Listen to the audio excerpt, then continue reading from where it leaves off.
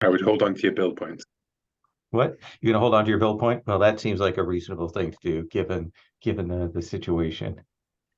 Uh, so hello and welcome to the final session of this arc of Fearful Symmetries, which is a Trail of Cthulhu campaign, which is set in interwar Britain with magicians in this period, heavily influenced by Blake and other things. We have talked, and our plan is to do a second arc of this later on in the year, maybe quarter 3. We'll see about that when we come to those things. That'd be a good time to do it, as there'd be some shifts and changes coming for the community there in quarter 3. So we'll see about that. But right now, last time, our group of magicians entered into Fairy and dealt with the king and with other figures in there and evaded a hunt. And they received, as their reward from that, uh, both a key to enter into Dragon Hill, a means of passage into that place, as well as a weapon, a sword there. And so you have some additional, bless you, magical things that you have built. Richard, I believe you have built your sword cane as well. But you've been told that you need armor, that you will need to protect yourself. And so we will find the four of you there late in the evening at Wayland's Smithy. And let me check my little notes on the location here. So this is a long barrow, apparently a Neolithic long barrow. It's southwest of Oxford, right? And it is near to the Vale of the White Horse. And it is a popular destination for sort of pilgrimages and people trying to communicate. Wayland Smith is a figure of various historical, fey, heroic connotations from across various times. So let me ask this of Richard. You have come here.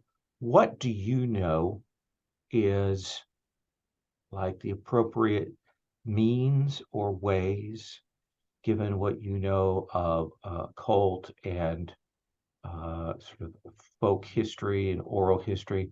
What is the appropriate way to petition Wayland Smith or to contact Wayland Smith? Um, so the folklore is that Wayland the Smith is, he has similarities to Old Norse legends. It is believed among many that he may be an incarnation of Odin himself, bringing it in. And I think that the offering that one brings to Wayland the Smith is fairly simple. It is a traditional offerings that you brought in good faith to the Germanic peoples. It is salt, meat, and grain.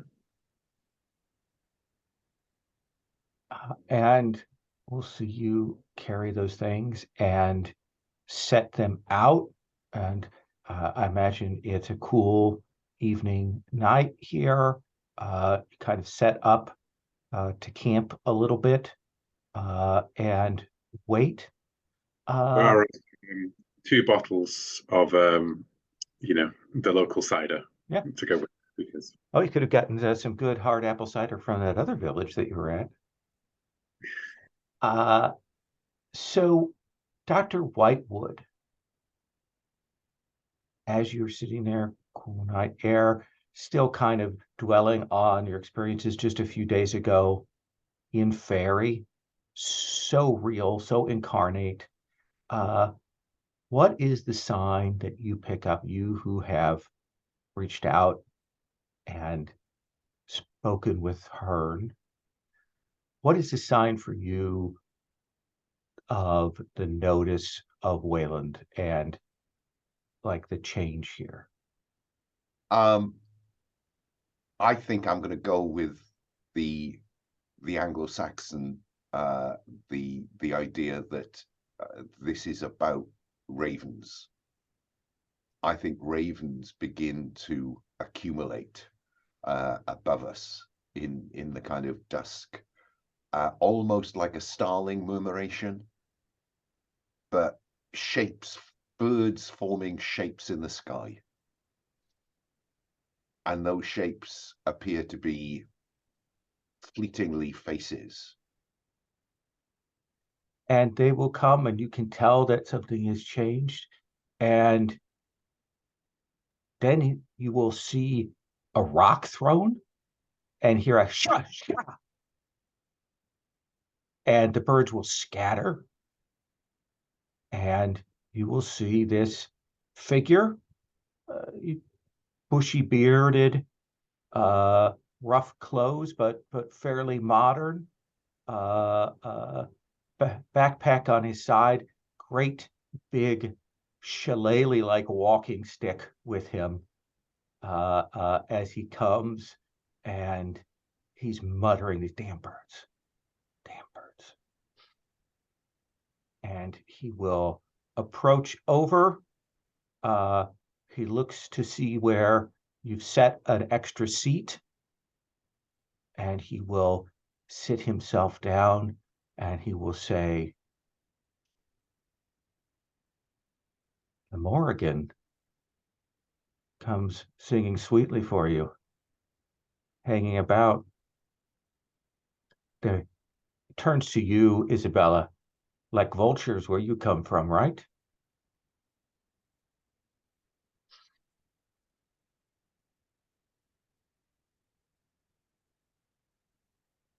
So why is the stink of coming death on you? Turns to you, Wilford. We've seen a lot of death, and I'm sure there's more to come. Hopefully, not mine. That's all that's important to me. But these last few years, there's been much death in this world. That's for sure. But it's not all that's important to you. I know that. You would not be here otherwise if it was just your life you valued. No, England and Britain. That's what's important. It must return to its place. It's been brought to its knees by many forces, but we are here to restore it. You're a tough nut, Brumble. A tough nut, but an easy nut to read. You're a free man, a wanderer in these things. Free men have privileges, they have opportunities, but they are attached only to abstractions. So there's nothing that they can bargain or offer. There's many things one like me could offer, just different from everybody else, I suppose. Honest day's toil, I can always offer that up. My memories, I've offered them up in the past. Toil, let me come back to that. So, normally, it is only the menfolk come to call on me in these times. It has been a while since a lady has deigned to come and sit out in the cold and bring offerings to me. I assume these are for me, and he'll gesture out. I don't want to be presumptuous. And she does do this sort of like, of course, it's for you. Yeah, that sort of presentation. You, young one, open one of those bottles and let's pass that around, and you can tell me why you've called me. He opens one bottle with the other one's lid, and all yours, good sir. We'll share the other bottle. Fair enough. That seems wise counsel. You don't know where I've been. All too true, I fear. So, as I said, Lady Grimaldi, you're not the first Grimaldi to come here, though. There was a scion several kings ago who came and visited looking for secrets. We had a nice chat, that one and I. And let's see here. Which of my, would it be grandparents or? Yeah, you think great-grandparents? maybe great grandfather? Oh, my great grandfather. And let's see here.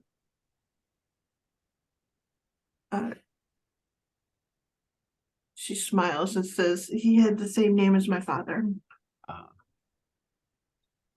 That would explain things. So why have you come, Lady Grimaldi?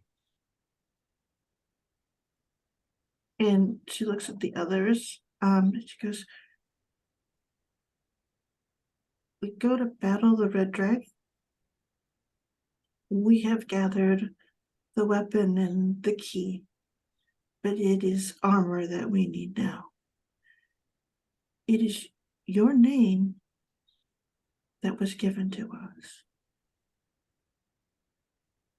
By whom were you given my name? Who recommended you to me? Lord Oberon himself. He's a cunning bastard. And he made you take that out. And she goes, yes. And like with a very pained expression. The more that she's had this blade, the more she's come to detest it.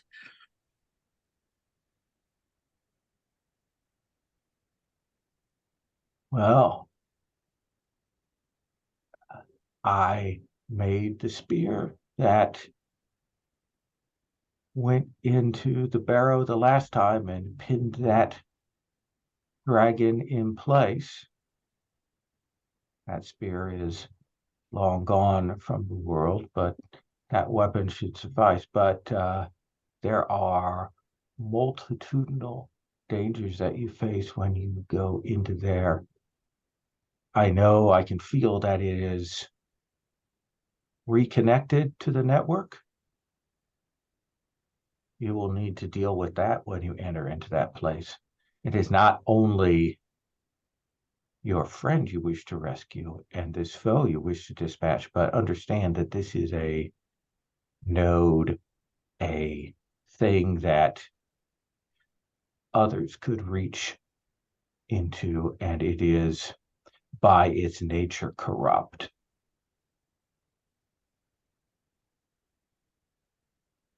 We must remove it from the ley lines, then. Seal away the dragon. There is a thing there that connects it.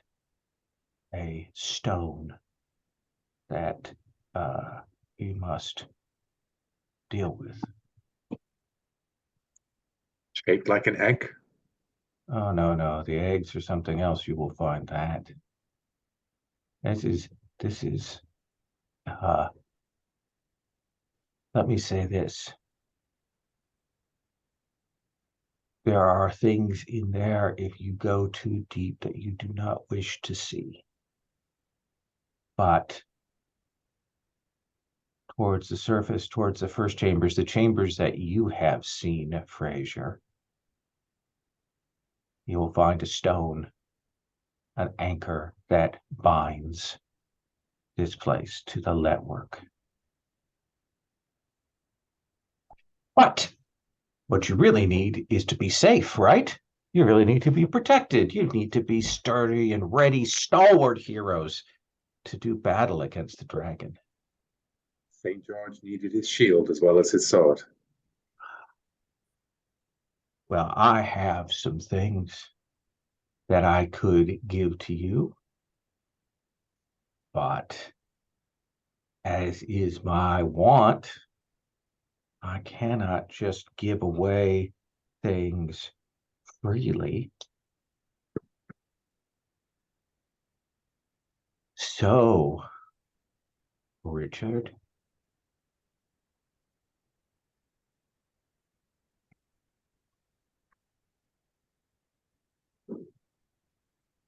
What is your price, Mr. Wayland?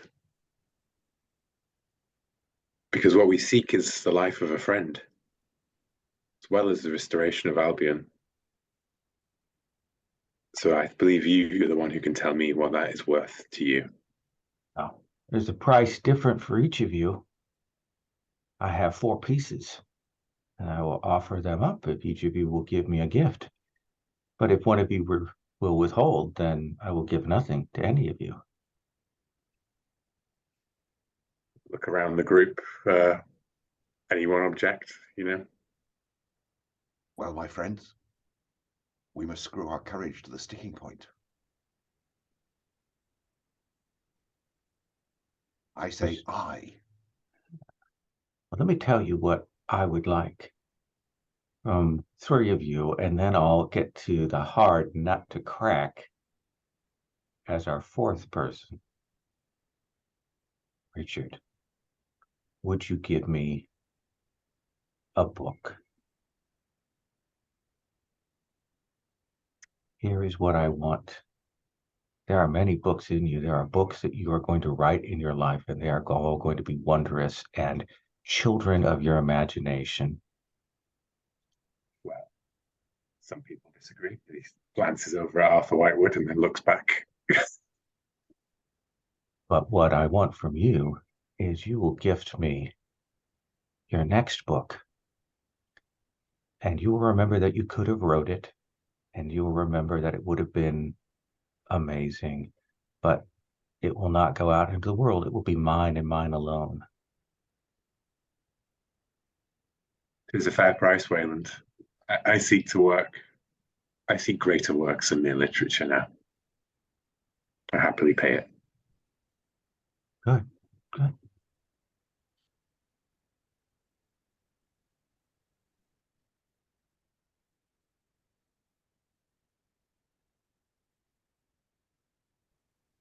Lady Grimaldi.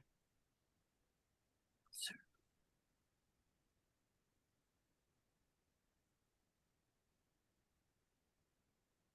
I want you to teach one of your father's tricks to everyone. Publish it publicly. Reveal its secret.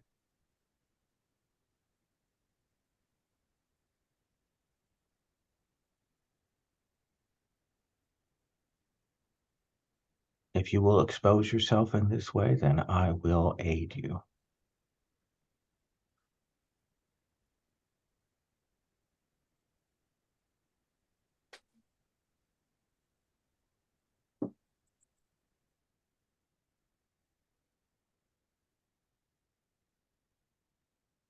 I will.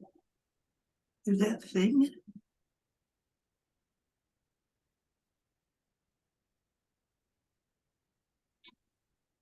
And I think she looks as sort of terrified when she says that as anyone could. She's just like, yes. Dr. Whitewood, are you willing to sacrifice your reputation? Now look here. When you say sacrifice my reputation, what exactly do you mean? I mean that there will be someone who will write up a great and extensive story about everything that you have gotten up to, all of your occult activities, all of your delving into the magic, and it will be published in the press.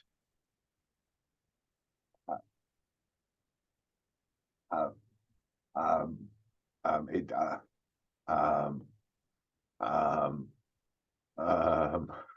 is there nothing else? Your other two friends have already offered so much, and you would hesitate at the gate, Dr. Whitewood? Does your reputation matter so much? I am my reputation. No, you are not. You're a magician.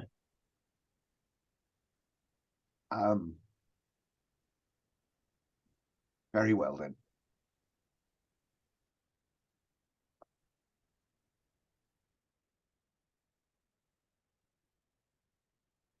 Three months and a day, Wilford. You're muted. 3 months and a day. 3 months and a day of toil. I will sort of rest my my hand in my whiskers in a kind of Rodin's thinker kind of pose and go, for the armor. There are 4 pieces that I have to offer you, and you can decide which pieces you wish. But I guarantee that what you most require, the shield, will be in your hands. Aye, that does sound like a fair deal. But how about this, Mr. Wayland? We never asked. We just need to borrow. So if we only want to borrow it, I think that's only worth about 50% of the cost. So seems reasonable. No, you seem to have the impression that my offering is a permanent thing. This is not a permanent offer at all. It does seem like a fair deal. I mean, I'm not saying it's not, but I mean, surely we can bargain this out a bit. Absolutely. I will cut a day away. I offer you 3 months. So generous. Take it or leave it. Mr. Brumble, you win so much by your disenchantment, by your unattached status. Well, I mean, yeah, I do. And that day could be worth a lot. So it seems like a reasonable deal. 1 day back. 3 months it is. 3 months it is. Hard toil. Hard toil. Well, you don't get anywhere without hard toil, so I'm sure it will make me a better man. You've got a deal. Done. For you, Master Brumble, I offer you a shield. And he will reach into that knapsack and draws forth ludicrously this great big round almost wall shield sized archaic and layered and scorched. And you may divvy this as you wish, but this is what I'm going to hand you. This is a shield which will turn away the dragon's flame. I take it this is way too big to come out of that knapsack. Exactly. Just absurdly large. But it's a trick of the light, so it could kind of be written off as maybe possible. Angular, sort of, yeah. I'll heft the shield. Yeah. It's big old Anglo-Saxon but larger sort of style round shield. This is a fair deal then. This definitely sounds the McCoy. For you, Lady Grimaldi. And he'll reach in and he pulls out these two steel gauntlets. And he will hold them forth. They will protect you. They will protect your hands more, but they will protect you as well. They are strong and resilient.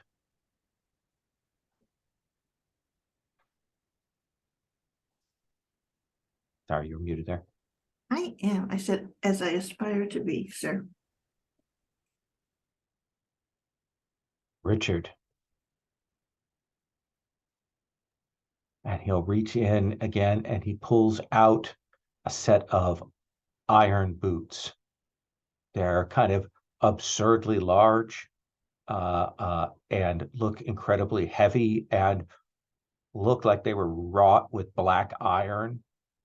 And he'll set them down in front of you and he will say, these boots are for you.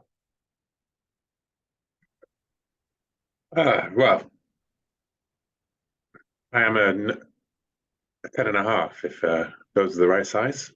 I believe they are. Narrow? Yes, yes. And he sighs and looks at them and says, well, I suppose I never intended to run away. They will have the lightness of a feather upon your feet when you have properly shoed yourself.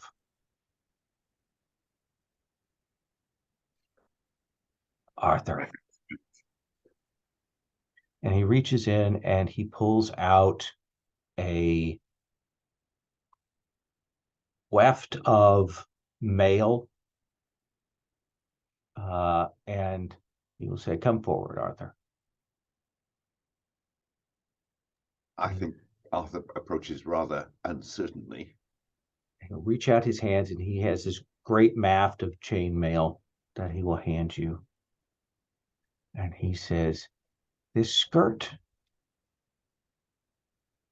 it is the skirt that Beowulf wore. And now it is yours. I honestly don't know what to say. That is the piece that the four of you may keep afterwards. Oh my.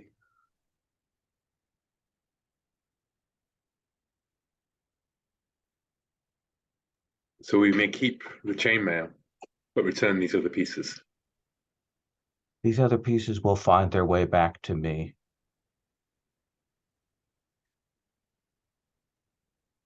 Yes, well, if anything could walk its way back, I believe it would be these boots. It is the truth.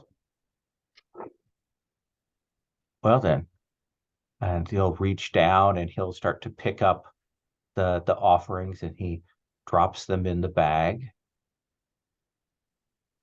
Was there anything else?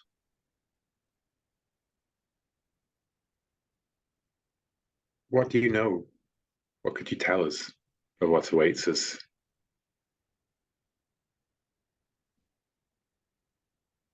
We talk of dragons, but I have seen a man who was not a man.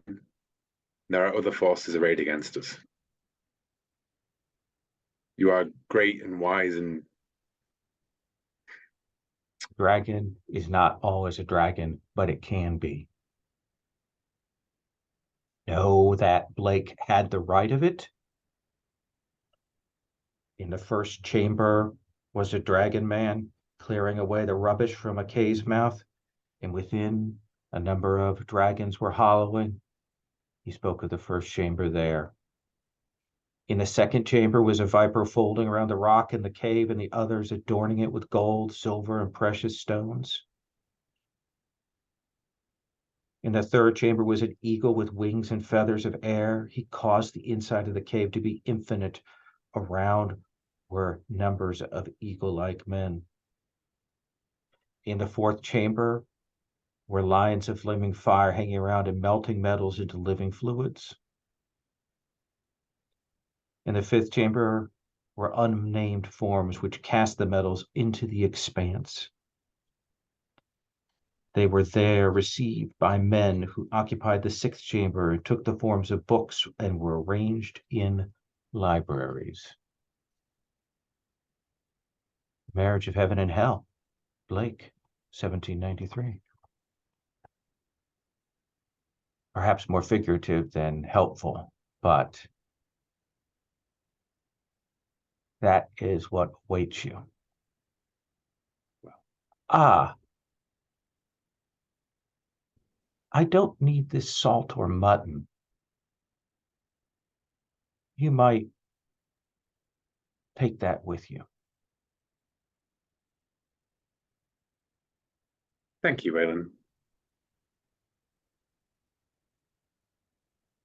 And he will gather his things together. He leaves those two pieces as the offering on the sort of where you had them, and he will walk off into the night.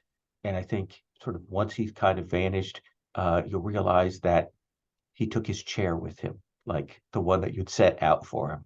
Clearly nicked that. Mm. I like that, the itinerant demigod. Yes. Yeah.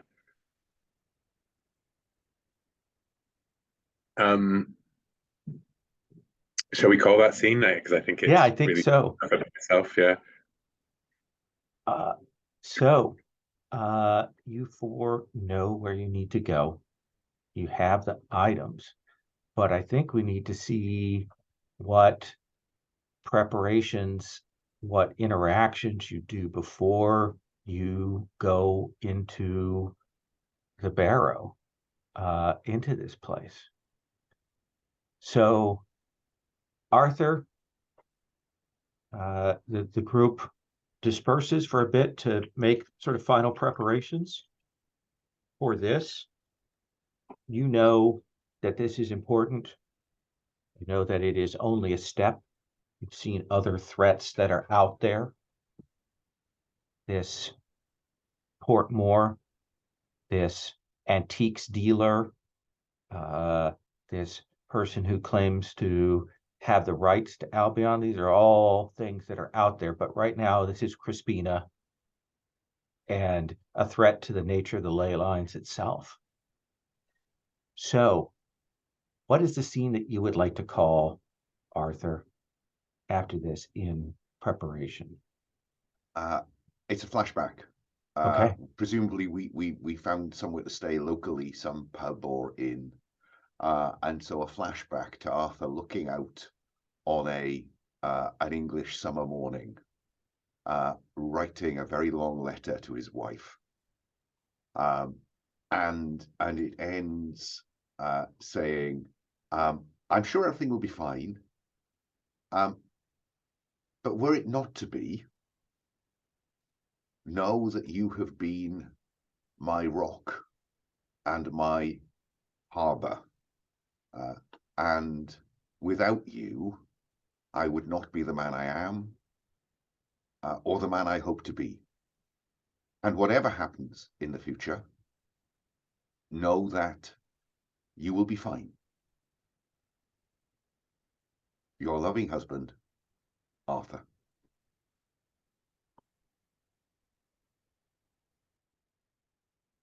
Seal that up, and because it's British Post, it will get picked up very quickly. In this, anything else that you are doing in I thought think or preparation? well, I think I am inclined to spend down my psychoanalysis over recent days to try and because I'm struck by the fact that Wilford is looking a bit iffy, and so am I very self in terms of stability. So I'm thinking of spending down my psychoanalysis to help Wilford get higher than 5 at least. Absolutely.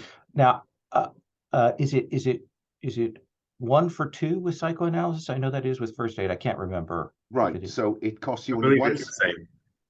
It costs you only 1 psychoanalysis point instead, to temper and negate condition. You can recover your own stability, but you only recover 1 point compared to 2 for other people. Okay, so for every 1 point you spend on Wilford, Yeah. you can recover 2. So how much do you want to spend there? I think I'll spend 3 on Wilford, which ought Okay. to get him an additional 6. Yeah, I will also psychoanalyze you during the session. Very good. And I would like you to recover 2 points of stability. That's very civil of you, old chap. No, old chap, very civil of you. In which case, that allows me to spend another 1 of mine on you to get that up to. So I've now spent. Bless you. Oh, cold. Sorry. That's okay. So I think I've spent. Oh, dear me. Sorry. Let me mute. 4. So you've spent 4, double that, 8 points of stability back. I had 5, so that raises me to 13. My cap was 12. I am now full. Okay. And then I'll spend 3 on myself to get from 8 to 11. You can, don't forget, call on your pillars of stability Yes. in play I've to forgotten about that. regain yourself. I think in this case, if you want to regain, seems to me in this kind of situation with the tension and so on, 3 points, that would be fair. If you want to sort of use ones, those can also be used to help if you do get a stability condition or a sanity condition when in play. You can mark those to help you avoid those in play, and that's just marking them. It's not like destroying them. It is kind of damaging them at that time. Fine. Then the power of science and intellect. As I test this mail, I'm curious. Does it just appear to be metal? Because clearly there has to be more to it than that. It just appears to be metal. Old, but very well tended. It does, the leather belt inside is worn and blackened in spots, but certainly not as old looking as it might have. It's in remarkably good condition. And it is lighter than you would expect it to be. It's still heavy, but it is lighter than you would have thought.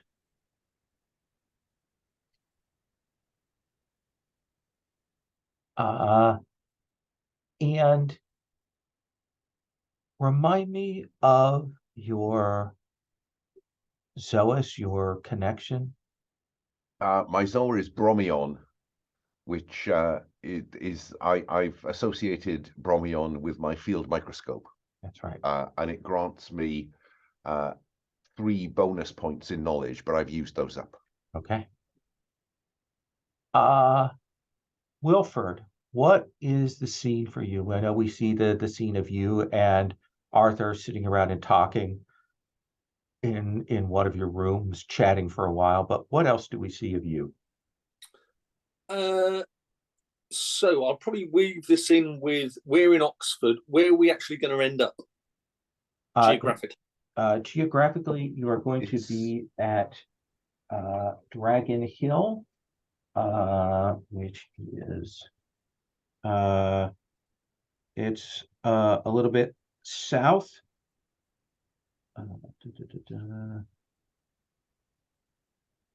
It's not very south. Yeah, it's a natural moraine which is quite near the White Horse. So I will catch a day ticket to London on the steam train. Okay. And I will visit Buckingham Palace, stand outside the gates, salute the King, and then I will take a walk through Green Park and then Hyde Park back to Paddington, and then catch the train return. I've said goodbye to London, place I call dear in London, the parks, and clearly the King, just in case I don't come back. are two things that you notice. First of all, of course, because this is 1930s, there are no absurd and odd stops. The train doesn't stop and wait for a while, and no explanation of why you have to sit there. It actually goes through. But also, you will definitely feel like you can tell now with your 2 points of magic that when you enter into London, there is something happening there that dampens your power. It's that feeling that I've mentioned a couple of times before when you've gone to London. London, yeah. Yeah, but I think now you can distinctly feel, and it's clearly not related to what you're working on now, but it does make you uneasy and uncertain. I will make a note of it in my field notebook in a scrawl to then bring this to the attention of the other three, that something is adrift in London, maybe bigger than what we're dealing with already. Because clearly, if it affects London, it affects the king, and that would not be right. Absolutely. He might take up with an untoward person. Indeed. And what nation could survive without a king? I mean, absolutely. Nation adrift. A king's a special person, not some elected person. Isabella, what do we see for your scene here? I think it's a montage. Essentially, one of the things is there's clearly during the day for several hours, she puts those gloves on and she practices with that sword. Her style is not a sword fighting style, it is a stage style in a lot. But one of the things is she clearly, for magic acts, a lot of your use with the sword is for carefully and dramatically sliding it into a place, right? Like essentially that placement thing. So a lot of her stuff is her with her arm up and the sword, and she's using that to like guide it into a particular, like she set a target and that's what she's going for. It's just she's concentrated on driving it in. Does that make any sense? Yeah, that absolutely. Sort of getting that strength and the feel for the sword that way.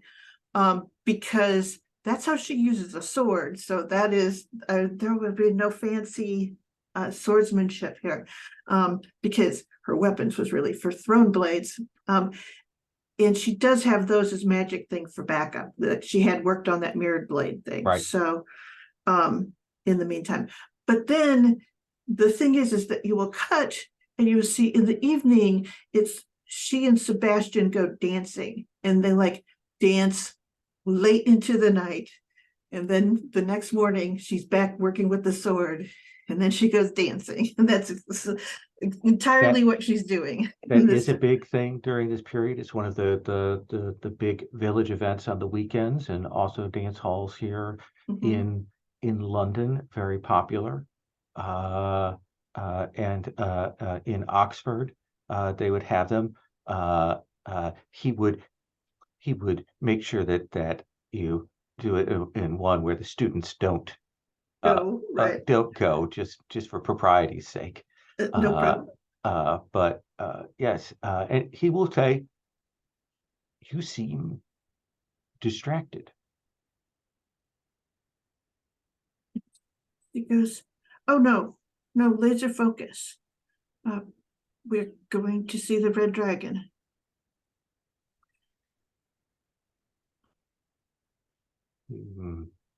It will be fine.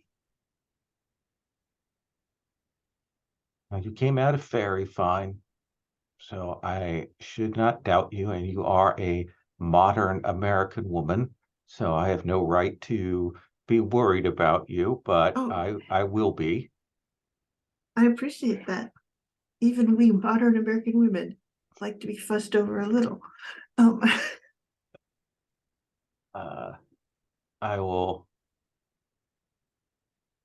I did not tell my uncle of the sojourn into me on Hill. I think I'm going to keep that to myself. If he has an agenda, we can find out what that is later. I apologize that we did not look into that. If nothing else, to protect him if he is placing himself in danger. And she says, but I think that we're well equipped. Let me ask you this, since it is sort of the last night of dancing and letting out, is it you that draw him in for the kiss, or is it he that does? Oh, I think she spent the whole evening like very much in vicinity, so it is him. She lets it think it's him. Yeah, okay. That's That's carefully engineered, like a stage trick. Exactly. Distracting him when I need to. And Absolutely. Richard, what is it that you do in the meantime?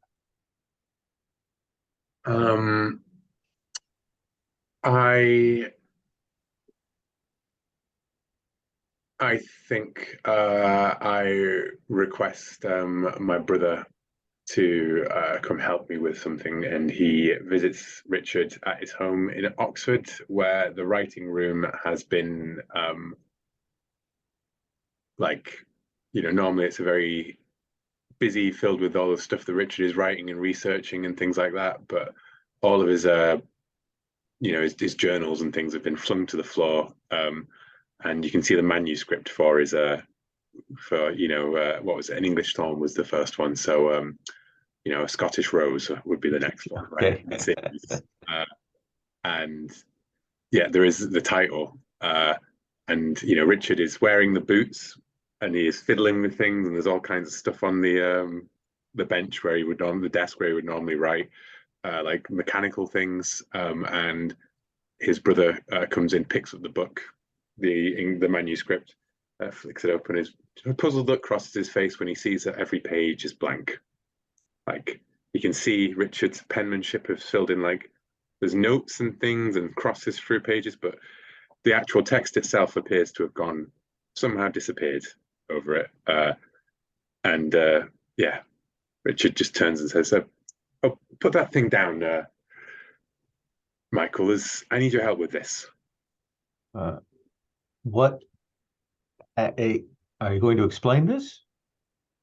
I don't have time to explain, Michael. I just need your help, okay? And he pulls up like the tiny shot that's probably all that remains of the bullet that struck the black horse right back in I forget the name of the house, Ashby Wake. Ashby Wake.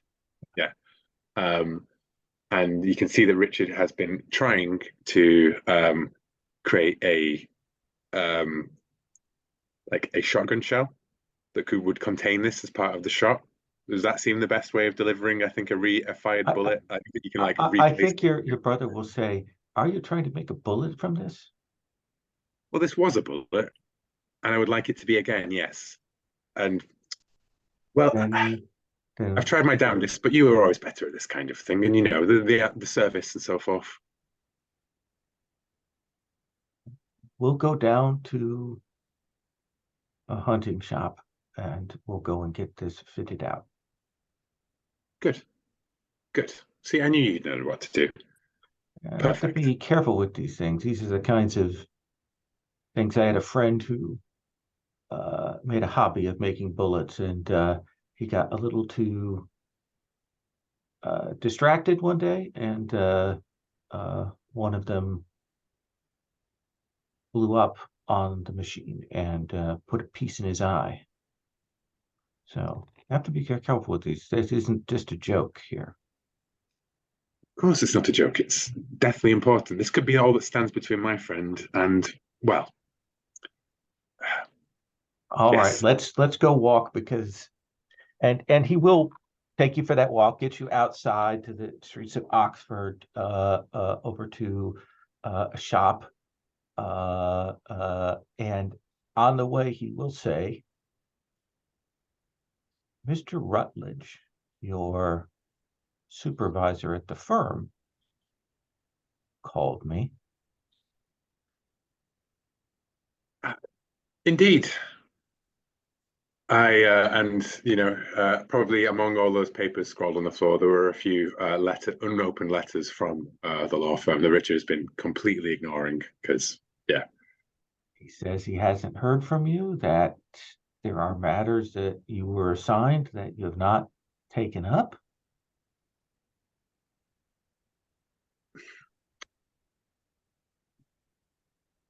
These are such mundane matters, brother. They'll just assign another clerk. Or they'll wait.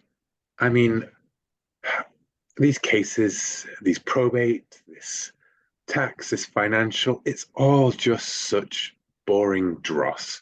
And if one pompous ass from Mayfair waits another month, then what harm comes to him? The harm does not come to him, it comes to you. This is how you earn your living here. And if you burn a bridge at a firm, I know that you will not get a job at another one. Word will spread. Can you live on your writing? I'd say not, given what I saw of your manuscript in there. And he does look pained. He says, "We must all make sacrifices, brother. You should know that more than anyone else."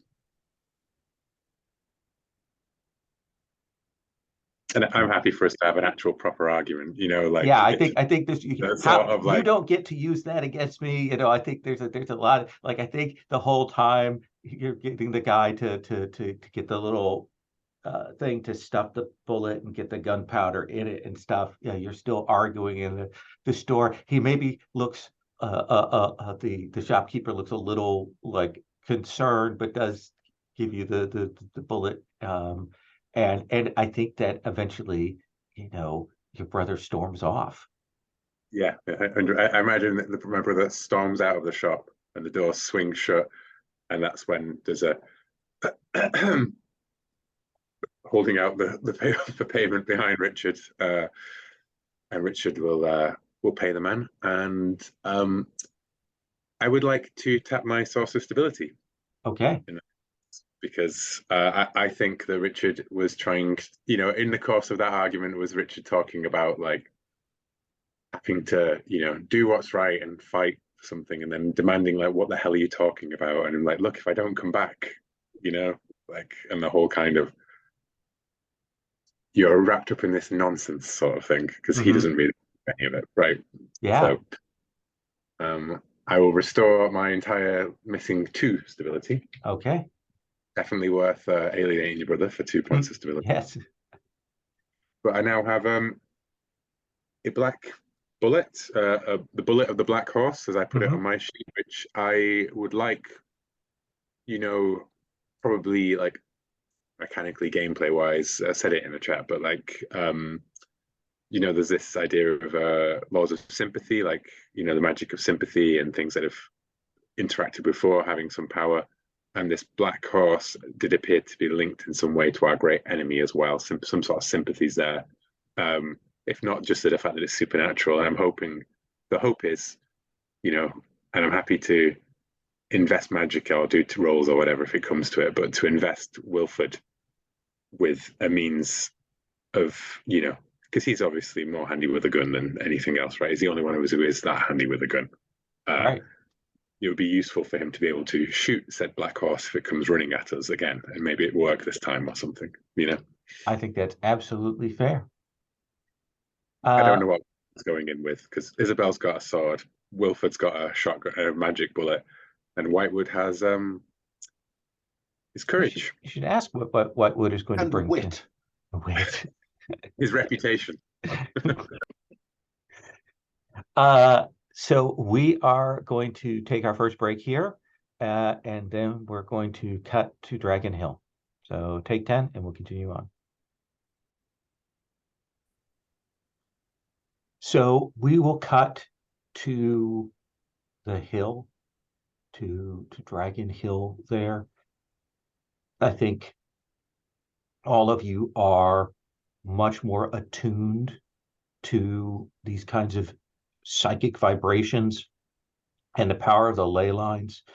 And so when you approach it, you get a very bad feeling.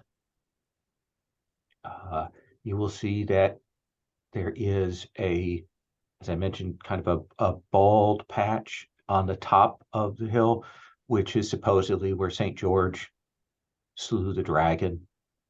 And you come after dark to make sure that you are not seen by locals, since you're carrying armaments and odd dress and such. But you will come up to this place, do the walk to the hill, and who has the key? Is that you, Arthur? I think I ended up with the key, yes. Yeah. So you will take that key out. Is there anything you say before the four of you make this venture? For science, king, emperor, and Albion. And you will step forward to the mound, and you will essentially look for a key, but it is a keyhole. It is when the moonlight falls on the key, you will see a section of the earth shift and move and open up. And it's not a pleasant motion. It is feeling like a rending in the earth itself, like a tearing. It comes apart with a squelching sound, kind of dark, and it isn't like it smooths up like the folds of the earth on either side of this doorway arrive there, and you can see that the earth itself in that moonlight is black. I'm seeing more sphincter than doorway. There is a pathway of dirt downwards that very quickly begins to spiral as you go forward. It is one person wide. I volunteered to go first. With the shield. Wilford walks first with the shield. Who is immediately behind Wilford? I'll go. Isabella. Arthur will try to be third. Okay. The squishy mage in the middle. And Richard coming up the rear. It's mirrored sword cane in one hand. I presume that we all brought lanterns and things with us as well, right? Absolutely. We'll assume that you've gotten lanterns or high end. They're heavy torches, but they are available. So we're not going to worry about lighting as an issue for you here. Yeah, not flaming torches. And Wilford, you will make your way down into this place, and you can feel it go down maybe about 10, 20 feet. It's the spiral that makes it longer as you go down. And then there is a reddish light that you will hear. Or sorry, not hear, but see. I wish you could hear it. Oh, that was particularly creepy. Yes. A reddish light that you can see that kind of illuminates the bottom end of this walkway down. And you will, with some caution, step to look, and you will see that there is a chamber It is a largish chamber, like bigger than you would have expected for down here. And you will see that there is a figure there standing in wait. It is robed. It has the head of a serpent. You'll see its tongue flicker out for a moment. Its scales are greenish, but I think with the red light in here, everything looks red. And it has in its hand a large metal tube of some kind. And as it kind of detects, you can see, like when it flickers its tongue, it's tasting the air, like what's it picking up is the vibrations, and that's how it's sensed you. You will also see at the far end of the chamber, there are these eggs. And you will see that there is a second serpent man who scuttles down from the ceiling. Like they can clearly, like an iguana, walk on them, drops down into the midst of the eggs. And then your vision is filled with fire as this first serpent man lets loose. But first, stability test. This is a serpent man. This is like nothing you've seen before. This is a unusual creature. It is technically a mythos creature, but I'm not applying the mythos creature difficulty because I don't think this really counts as the kind of horrors that they would cause. But this is a 4-point stability test with a difficulty of 4. Is this just Wilford or all of us? Well, this is Wilford for the moment. In a moment, the rest of you will have to make this same test when you see this thing. Very well. Let me fire up yonder dice roller.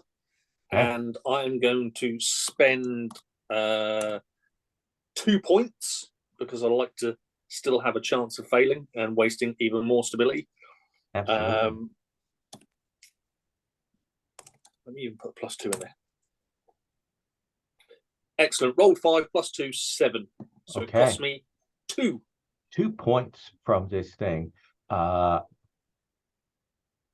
it will fire off these flames. So what this is it is firing this fire lance at you, and you may attempt to use the shield to deflect that. So what this is going to be is a contest of weapons or athletics, and if you have a particular investigative skill you want to spend to give yourself a bonus on this, versus the attack of this flame lance from this serpent folk. So I'm going to roll for the serpent folk or hit firing off this flame lance. So I have an 8. I don't think really I've got a. I do have the Zoa, but that would tend to just flick it onto somebody else. So it would go around you, yes. I don't really think I've got an investigation skill I could use, really. You could spend magic points. True. The only one I'm thinking might be of architecture.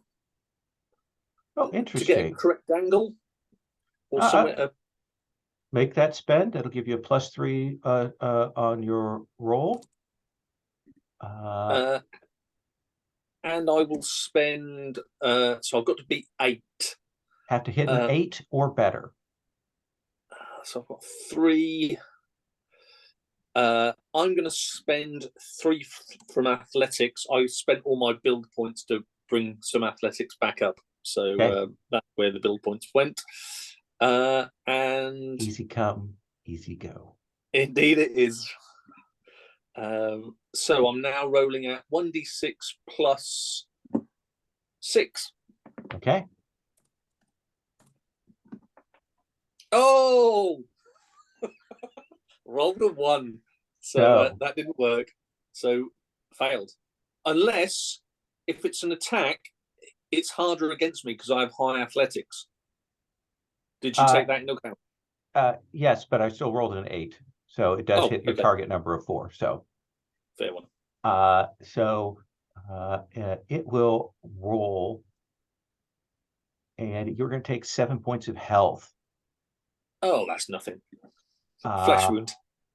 And I think you stumble forward, trying to get out from the heat of this to kind of draw. I mean, and it's let loose with that torch, and you can see that it's like you blink, you no longer see that other serpent man. They went somewhere. But this serpent man is kind of pulling back, and when it pulls back, you hear like this lance is drawing in the air here. I'm going to go have the others act, and then we'll come to you, because I think that's a pretty hefty amount of damage you just took, right? I'm on 1 health. Yes. You are staggering from that. Isabella, there's a whoosh of heat, and some of these flames come licking up the tunnel, and you hear Wilford cry out, and you smell burning. I assume you go forward. Do You will see a serpent man.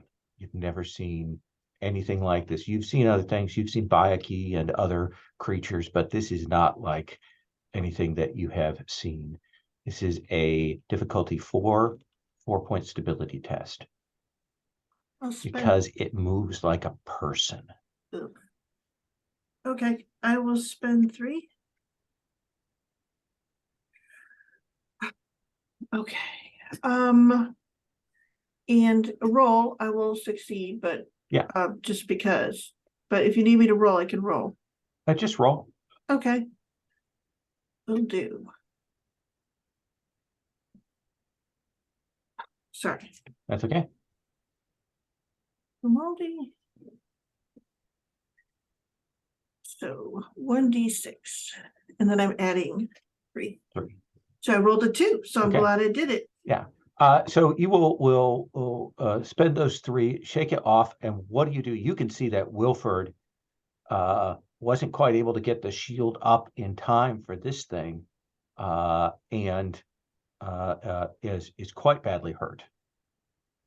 Oh boy. I think I will go for attempt to harm it and distract it. To me, the sword is meant for the dragon per se, as I understand it. So I actually will use my gun. So if that makes any sense. Sure. Just attempting to hit it and draw its attention? Yes. Okay. You need a 4 to hit this thing with the gun. Okay. I will spend 2.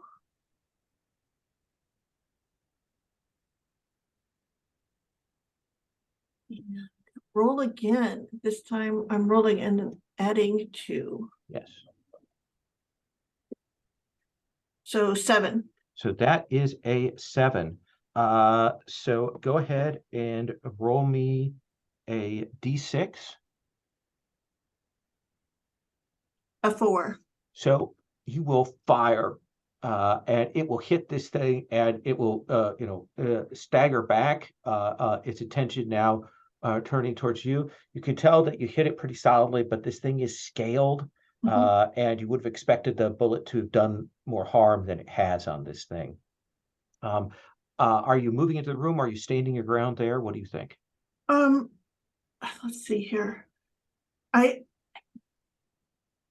actually, come on, Isabella, move on. Yeah, exactly. I mean, that's it. Is I'm moving. I want them to be able to get in. I also want to stabilize the shield. So I think I might actually step in closer to Wilford at this moment.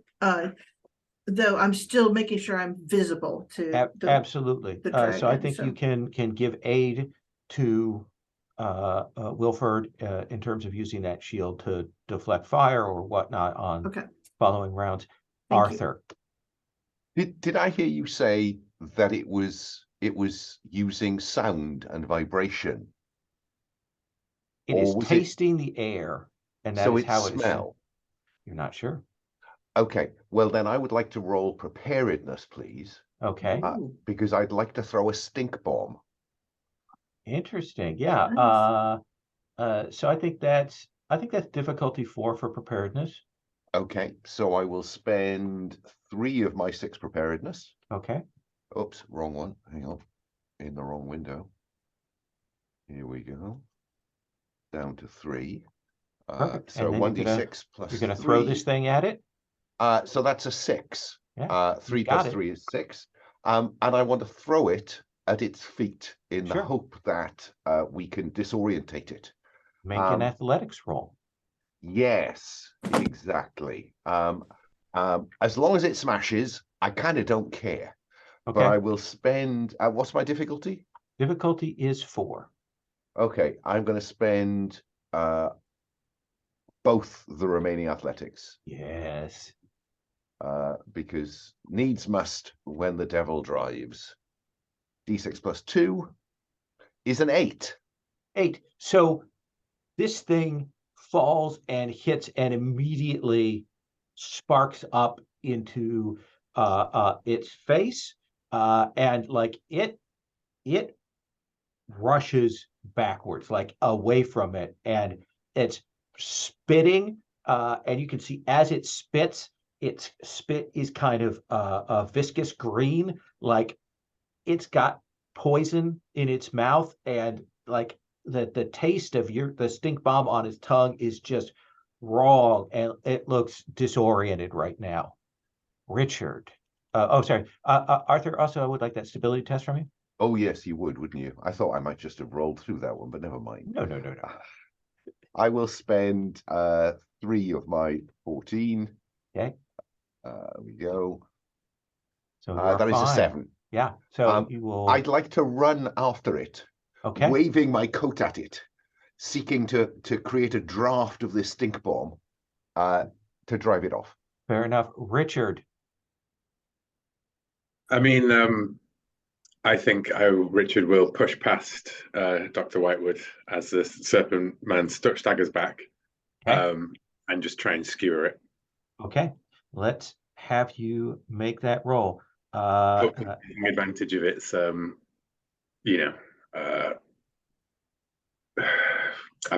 blanking on the word, but you know what I mean. It's orientation. It's orientation. There we go. Let's have you make that stability test first. I have already seen this thing. You have seen this thing in a. Oh, yeah. I think if making a stability test for having a vision come true kind of thing is a fair enough one. Yeah, itself. I think this is a different quality of beast. Mm-hmm. But we'll say stability costs 3 rather than 4. Okay, but a difficulty 4 still, right? Difficulty 4 still. Then you know what? I'll spend 2. Okay. There you go. So you only cost that 2.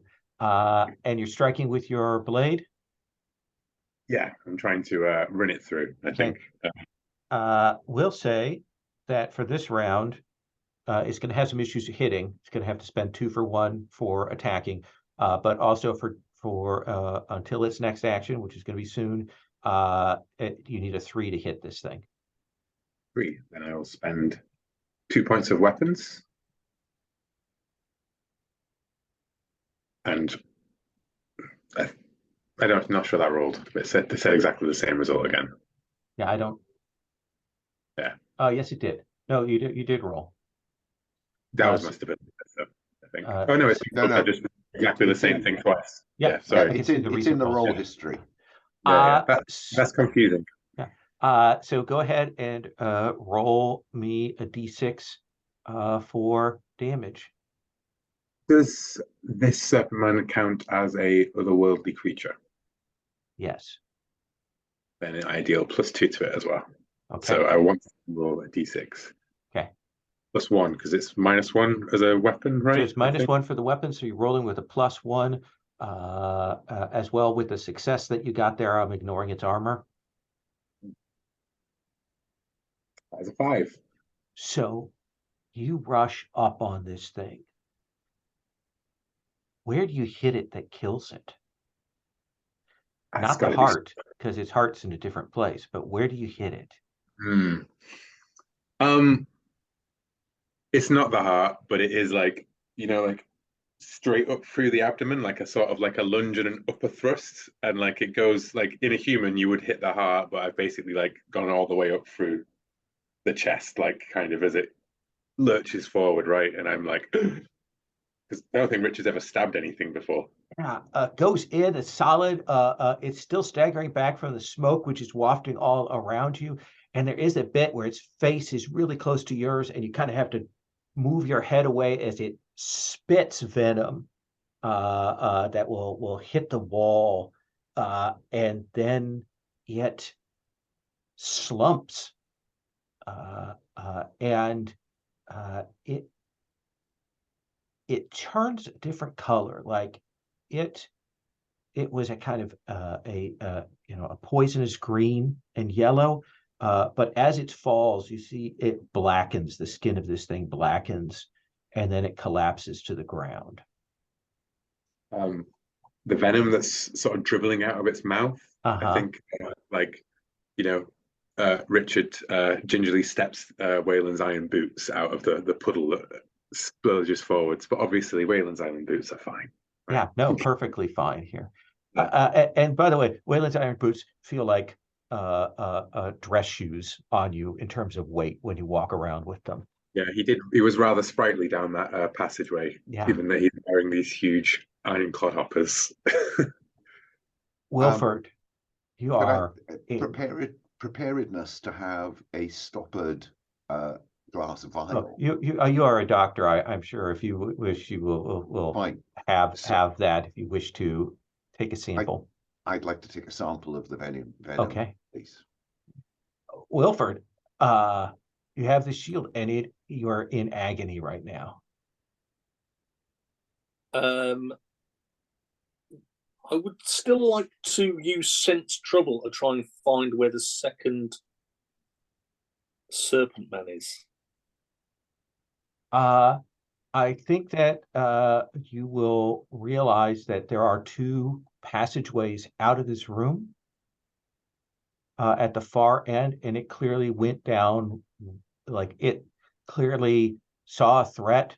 You suspect as you look there that it may have taken 1 or more of those eggs with it and rushed along one of those pathways. And I think at that point, when I know where it went, I'll point in that direction and it went that way. Don't you worry, my dear chap. Don't you worry about that. Isabella, Richard, deal with that. While I help Wilford. First aid. Okay. How many points do you want to spend? It's 1 for 2, this, isn't it? Yes, it is. So I think I will. Oh gosh, you are in a poor way. Yes. I will spend. You're not too well either. Yeah, but I'm better off than you are. I will spend 4 of the 5. Okay. So that's. Oh no! 8. I tell you what. No. Could I spend 2 of medicine to convert it into 6 to spend on him as first aid? Yeah, I think that's reasonable. So, but that's going to take a while longer. Like it's going to be some time for you to get the salves and ointments out and get Wilford set. Isabella, Richard, Arthur has directed you forward to. So there's passage A and passage B, and then passage C that we came through, right? That's correct. And the Serpent Man has gone down one of them. Yes. Isabella, you wield the blade. I think the difference is between which is the more interesting choice: running down the path that he didn't take and therefore avoiding the inevitable ambush, or pursuing in hot pursuit down the corridor that he's running down? I think she's already moved towards the one that he's run down. You're not sure which is which. There Oh, are two of them. really? Yes. Oh, I thought Wilford had identified. No, which way. he identified that they went down one of these things, but not which one. No, basically identified that it wasn't in hiding or clinging into the ceiling or concealing itself somewhere in here. Okay, gotcha. And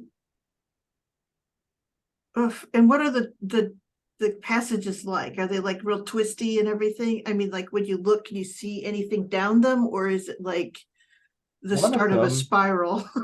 One of them seems to be more kind of worked stone, like it is on this level, but going down, sort of helical going down. And the other one seems rougher and more unfinished, but also going down. And I sort of turn to Richard and I say, where was the stone in your vision? We need to destroy that before we mess with any of the power here. It was in this room. The serpent has taken the eggs. Wait, he took the stone and the eggs? The stone in the egg. The anchor stone. He didn't see the Yeah. anchor stone, I don't think, in your vision. Oh, I thought that's what. No, I saw the eggs in my vision, and Crispine. But the stone Wayland told us about, and it is on the deepest level that he advised us to go to, I think, within this mound, was my understanding of it. So probably not right here at the start, but somewhere down. I thought I heard what Isabella heard, that it was in the first chamber. Yes, so it was in the first chamber. This is the first chamber that you're in. So is the stone here? The stone is further on. Okay. If I spoke in error on it, it is a further chamber in. Okay. But the eggs were here present. Okay. There are in fact 6 chambers, I believe, at least. Excellent. Yes. We fought the Dragon Man, I believe. Yeah. There is now a pipe folding around the rock to come. Do you want to make a spend to recall something from your vision, like call up your magics or something to give yourself a sense of what? Yeah. That would seem an appropriate use of, to be honest, probably I would say magic. Well, there is magic. I was also going to ask if I could do archaeology, because one of its features is navigate inside ruins and catacombs, including finding hidden doors and perhaps. Well, you haven't had a chance to spend it yet, so let's do that. Yeah, make that spend. Yeah. So I think it's about the fact that, like, I saw this in a vision, right? But I couldn't make any sort of context because it was such a rush of images and everything. But now that I am here, like, the worked stone hallway down leads to a single chamber. And you remember there being a plinth and murals and a body with a helmet that seemed very odd. That's what you recall from that. The other tunnel goes deeper and goes into chambers that get weird, like the vision of it. There is a strangeness, like you're approaching the darker heart of the Serpent Man kingdom. And Wayland is warned us about going too deep, which could perhaps be this darker heart of the Serpent Man kingdom. Could be, or he's worried about Balrogs, one of the two.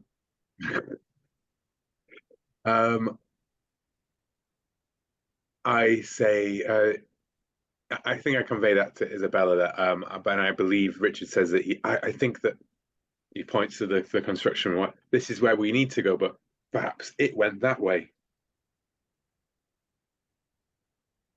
And I think she goes, what's in here if this is where we need to go? And she will look to it. There was a plinth with a suit of armor and a helmet and murals, and it seems that the sequence of chambers that Wayland told us about, this scene that Blake wrote about, this seems that way, not that way. All right, so she sort of stops and goes, okay, so we will go after the dragon man. And she sort of nods and says, we'll be back to Arthur. And so we're going down the rough tunnel towards the dragon man. Yes, exactly. Okay. So not the worked tunnel. Yeah, that's okay. Correct. That All was right. yes.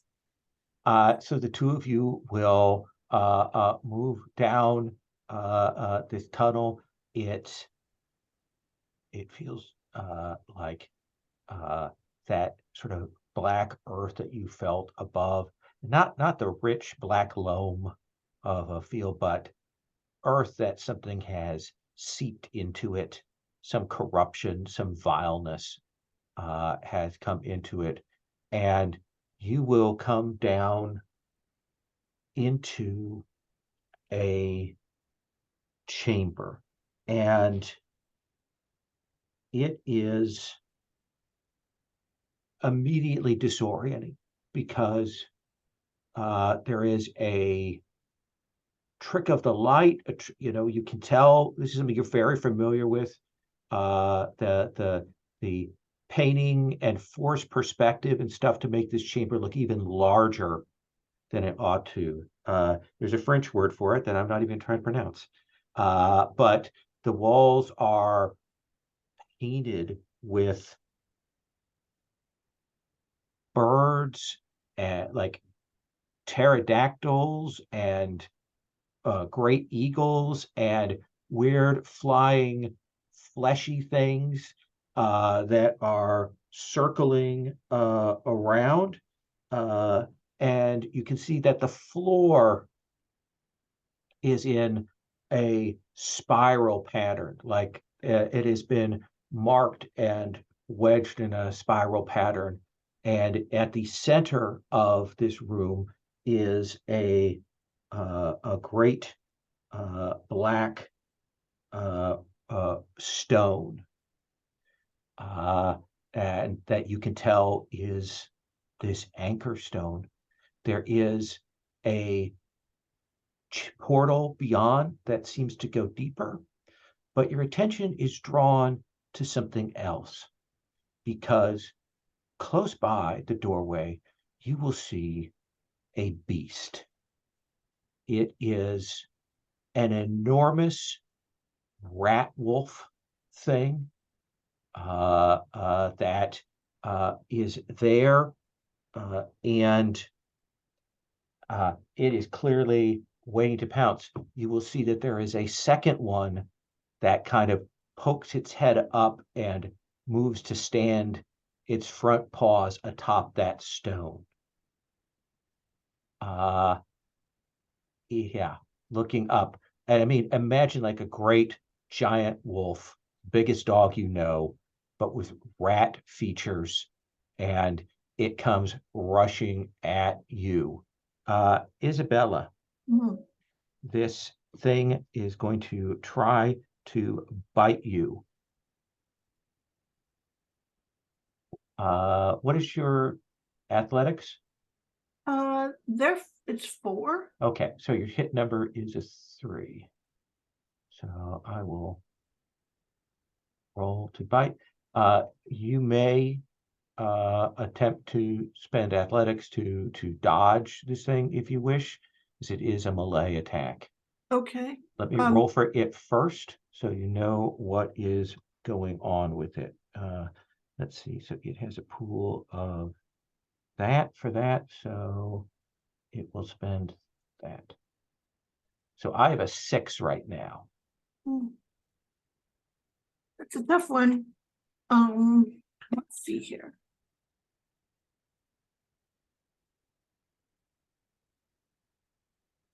Well, I guess it has a what right now?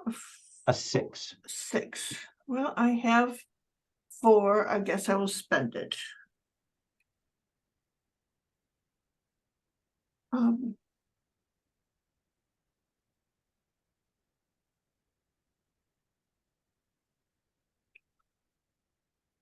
and Yes, that is in fact, Arthur, what it was. Thank you. okay. Trompe de Olay, he said in the worst French pronunciation possible. All right. So 1d6. All right. 6. Dang it.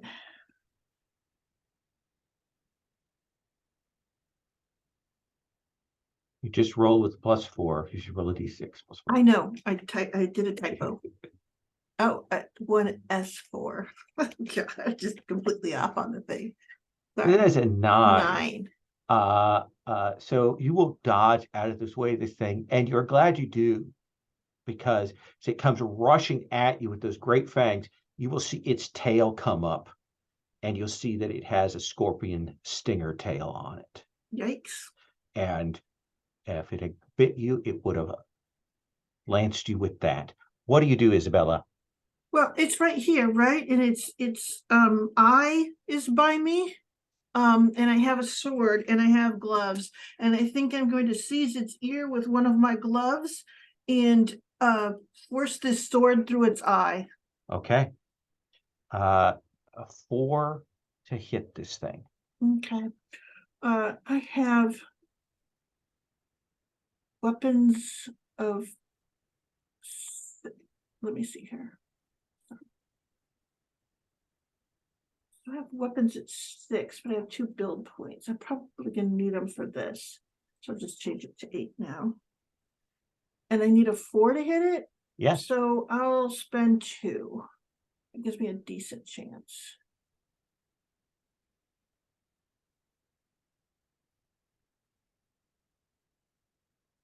An 8. So that is an 8. So would you like to roll an extra die for damage, or would you like to ignore its armor? What's its armor? 3.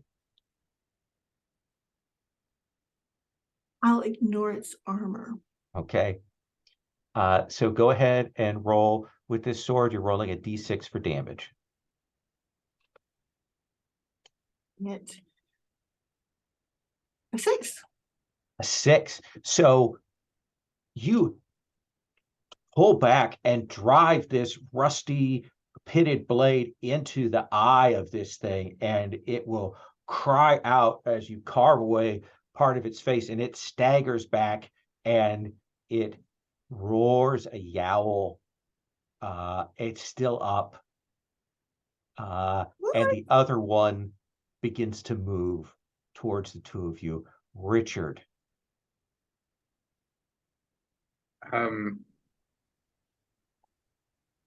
I think I again Occult? I'm sorry, what? I think I follow up from Miss Grimaldi and try and finish off this other one. Okay. Yeah. Always, always kill the wounded one before you turn onto the full health. Sure. Yeah. I'm just going to point out that you have multiple levels of occult. If you would like to know what this thing is. Oh, I see. Yeah. Yes, I would love to spend a point of occult. I mean, I always think of occult in this game too much like a Delta Green or Cthulhu one, where it would just tell you nothing of importance because it wouldn't be the mythos creature that was about to kill you. Right.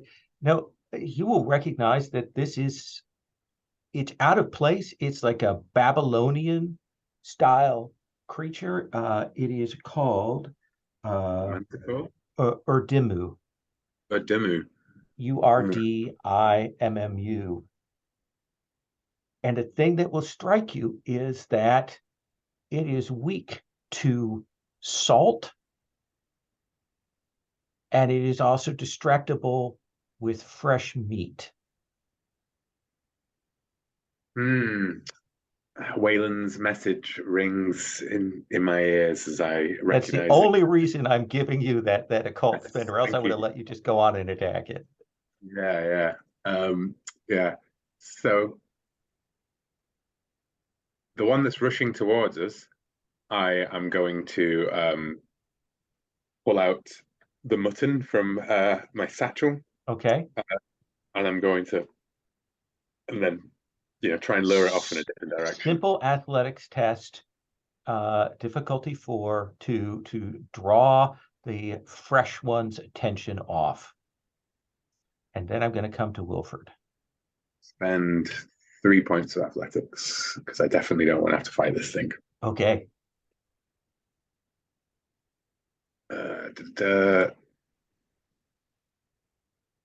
Oh yeah. You throw it, and like the second that smell of that fresh meat hits the air, this close to this one, it skids and turns and runs over to the corner where that has fallen. And you're glad it hasn't bit either of you, because it chomps this into pieces. It's like just like a grinder. Wilford, you have been treated by Arthur, and I assume made your way down. Following, I think you'll hit that doorway still a little dazed, and you will see Richard and Isabella have moved in. You'll see this great big room that almost kind of does this focus pull back and forth as you come in. You'll see that stone in the center, and you'll see this beast. And you'll realize that the keeper forgot to do sanity checks for this beast, so that moment has passed. So I'll hit you with something else later on that score. But you see one of these has these things, huge rat wolf things, has run over and is in the corner just bloodily chewing something up. And the other one is blood gushing down as Isabella pulls her blade out of this. What do you do? So I think with the shield strung across my back, I will brace myself, because, as you say, I am slightly weakened against the wall, level my pistol at the one that is attacking Miss Grimaldi. Unhander, you fiend, and shoot it. All right. Difficulty is a 4 to hit this thing. They are fast. Difficulty 4 should be no problem. I will spend... You'd love to roll high so you could ignore armor. I'm going to spend 5 points then. Look at you, yeah. So 4 to hit, an 8 to ignore its armor. 1d6 plus 5. 10. Look at that. So there we go. Roll me a d6 minus 1. 4 points. 4 points of damage. Where do you hit it? Like, it's a solid hit. Like, you really hit it. I think for dramatic effect, the neck. Yeah. Because you said it was a sort of a chimera of creatures, didn't you? Yeah. So, yeah, a good solid hit to the neck. Blood spraying out from it as it yowls and yelps. It is still up, but half its face is ravaged away from that sword hit. Blood is pouring out from it, and it hisses through these bloodied rat teeth, like the worst opossum kind of face on this thing as it comes back at you. Arthur, you will hit the bottom of this and see this horror show in this. No, with respect, no, I won't. Oh. Because my inherent curiosity draws me to the other passageway. Absolutely. You will make your way down that passage by yourself, and you will I rather find hope yourself... that Wilford would come with me, but he seems to have run off. You will find yourself in a chamber, and there are murals on the walls, and you can see they are serpentine figures. You see them on thrones wearing crowns. You see their rulership of the world. You see the monkeys that serve them around this. And you'll feel just the sort of pressure in here. There is a plinth in the center, and there is a body in Samite robes. The body is skeletal. The robes are still intact. Its features are inhuman, 7 feet tall, serpent folk skeleton, and there is a helmet upon this thing, and there are wires that go down from the helmet to the stone itself. What do you do? Well, it seemed to me that it would be logical to put on the robes and the helmet so as to confuse any future serpentmen that we encounter. So you will go over and you will lift the helmet? Well, roll first, I think. Okay, so you've got to pull Shake it out the up. bones. Yeah, so you pull the body out of the helmet. I tell you what, no, I wonder if I were to spend a point of anthropology or archaeology, is there anything that you could tell me about the incipient dangers of doing what I'm about to do? Well, you're certainly going to disrupt the find. Well, I think yes. that is a casual thing. Why don't you actually make an occult spend on this? Okay. I will drop my remaining 2 occult to 1 instead of archaeology. And then as you go over to a step, you will feel that this is a presence. The mind of the red dragon connects to this, to these things. And as you approach, you can feel that pressure. I am less inclined now to put the helmet on. You don't touch it, but you have stepped forward enough. And that is when you will feel like when your mind goes, oh, I'm not going to touch it, like the thing that was waiting for you to touch it will strike at you. And yes, you are going to take 7 points of stability damage. Ouch. As the red dragon screams in your mind, reaches to try and control you, reaches to try and grab you, promises you that power. Your Zoas throws itself in the way to keep it from driving you to that full brink of insanity. And this thing is psychically pummeling you. We'll come back to you in a moment. Isabella.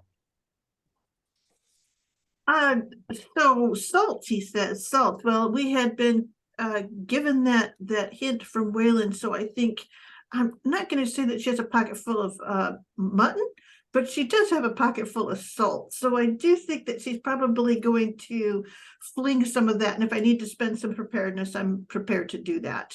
No, because I think that we've established that you would have. That's a logical thing. I think that this is a either a weapons or an athletics test, just to hit this thing in the wounds. Sure, I'll spend 1, I suppose. I don't know how much I need. Ooh, Difficulty is still a 4. Okay, wait a minute. Sorry. Still at 4? Oh, I'll spend 2. Yikes. Do not love this. Okay, so here we go.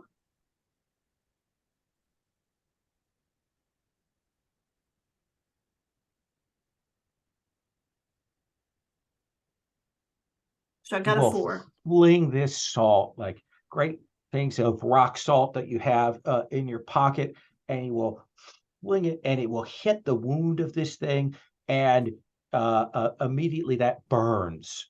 That burns. Like you can tell it doesn't have any effect on the armored part of it, but these open wounds, and it will screech and begin to writhe on the ground. It kind of flicking it back and forth there before it collapses and dies. Richard, you've got a little bit of time before this thing is going to be done with that delicious mutton, so you do have some time here. I would like to bind it in a circle of salt where it is. All right. I think that is definitely a magic spend to do a ritual on it.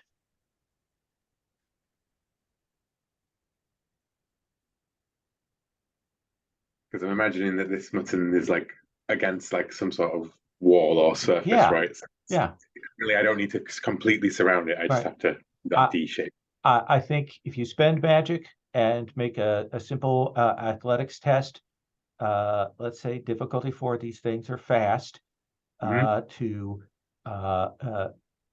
mark and contain it within a circle of salt that it can't just leap over because of your abilities. Then I will spend that, and I will spend 3 points of athletics to because again, I really don't want to fight these things. They seem pretty messy. Yeah, so you will do it quickly before it can even kind of turn around and come at you. It looks up, the bloody mutton kind of running down its fangs there, and it does that, and kind of gut tries to come at you but can't. The stinger tail tries to get at you but can't, and it begins to pace in circles around in this thing, looking for a way out, but not finding it. I back away from it, and I think like stumble into the others, and then I go, "Where's Dr. Whitewood?" Wilford, what are you doing? I will reply to Richard and say, he was in the other chamber. I thought he was following me. And my aim is to go and find Dr. Whitewood. But first, explain this stone to me. Can you, Lolly? It's clearly quite big. So big room, spiral on the floor. We've got that sort of 3D effect from the murals on the wall. There is a black stone that's probably about 4 feet high, maybe 2 feet wide. It is worked and carved with obscene symbols and anathematic figures upon it. And it sits at the center of this spiral. Does it look made by the French? You said it was covered in obscene depictions? It looks vaguely French. Looks vaguely French. Is this the stone that links the ley lines? Yes, this is the anchor stone. I think you have enough occult to know that. Just a quick sort of, I mean, I'm not a man of physics, but is this portable out of here in any way, shape, or form? Out of here? No. Movable from the place that it's at? Yes. Though I think with maybe equipment, you could probably haul it out. But... Yeah. I will turn to Miss Grimaldi and say, can you blow it up? Shatter it? Yeah, Maybe let me, what is the material it's made out of? And do I have the appropriate, I mean, I always have dynamite, but, and I've certainly brought some stone pretty well. So I spend another point of occult. I'm going to go look for Arthur. Yeah, I am going to spend a point of occult too. So, let me come back to Arthur and then Okay. we'll come back to the stone. The blow up. Yeah, Arthur. Because we assume he's just walking slowly. Yes, it's like he ran under the car again. Exactly. What do you do, Arthur? I think that I'm going to start raving at this thing. How dare you? This is the past, gesturing at the murals. That was your world. This is our world. The monkeys rule here now. And I begin to start tearing wires. You said there were connections between the helmet and the slab? Yeah. Just begin tearing them at random, picking the bones. Just pick up a thigh bone and start beating the rest of it to pieces. What do you think is an appropriate role to try and damage and disrupt this thing? I don't know. I think probably nothing I have. Then that's just rolling a d6. We'll see Yeah, I what think happens. that's just rolling a d6. Could I suggest that your knowledge of medicine and anatomy, you would know easy spots to pick on a skeleton to disrupt it? I'm not sure that the skeleton is the key bit of tech here. Okay. Also, he has no more medicine. That is true. You do have magic, though, and you do have, and I love to say this, even though you believe in science, you have your instincts. So What do you think? How about your An 3-point anger. microscope? No, my Bromion has already been used this time round. But you have points of magic. I do have points of magic. No, if I spent a point of magic and sought Bromion's inspiration, there you go. Okay, so roll with a +3. Well, I rolled a 3. +3 would be 6. I think that you will feel as you use your magic and Bromion pushes and speaks to you, and Bromion says, "You need to leave this chamber.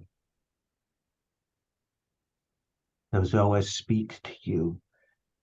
The helmet is unimportant. You need to leave, or it will take you." Arthur will leave, stopping on the threshold to shout back, "But we'll be back!" And I think it's at that point, Wilfred, you'll come up and you'll see a mad-eyed Whitewood shouting at an empty room. Think your reputation, Arthur. Don't let people see you like that. Don't go in there. I won't. This way. Follow me. I know where the others are.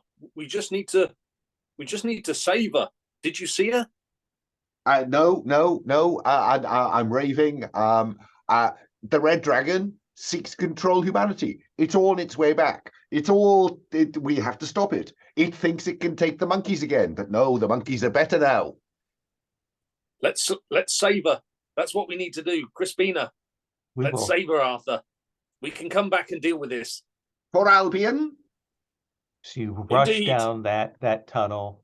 We're going to take the second break, 5, and we'll come back to Isabella rigging the stone.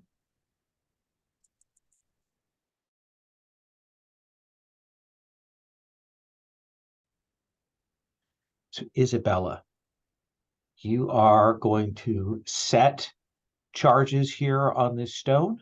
mhm. Okay. Yeah.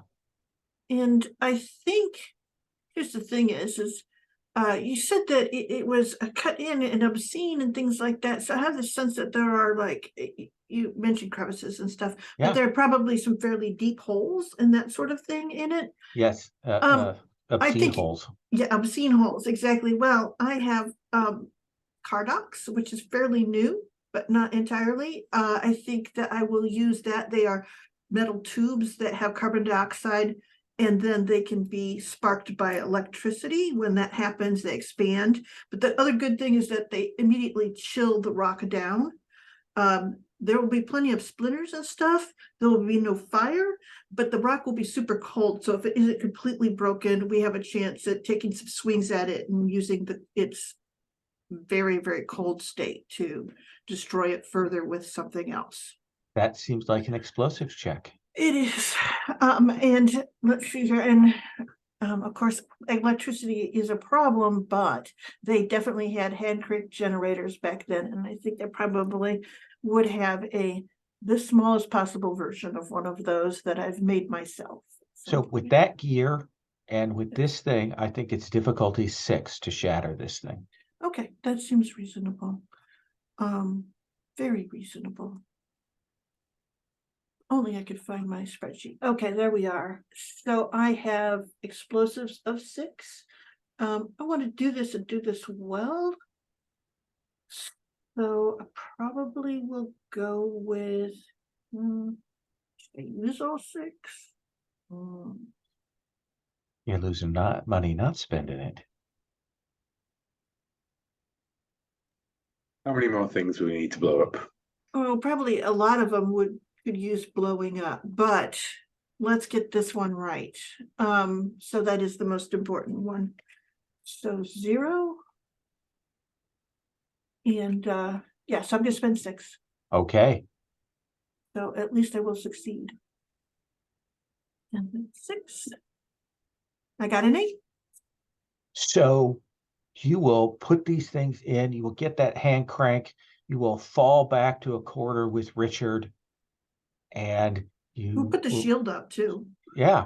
So and you will crank this thing, and those will pop in there, and this thing will shatter.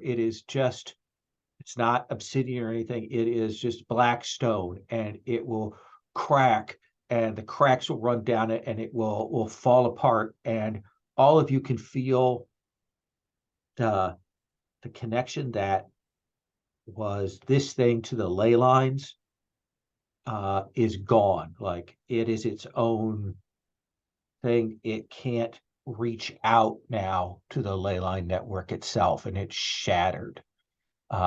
It also means that no one can possibly take this power or connect it to the ley line node again. That is crumbled and broken, and the pieces are everywhere. And I think you did it in such a way that with that 8, that you don't disrupt the salt circle of the dog at the other side, which is potentially what it's going to do if you just rolled exactly a 6. So you will gather the 4 of you together.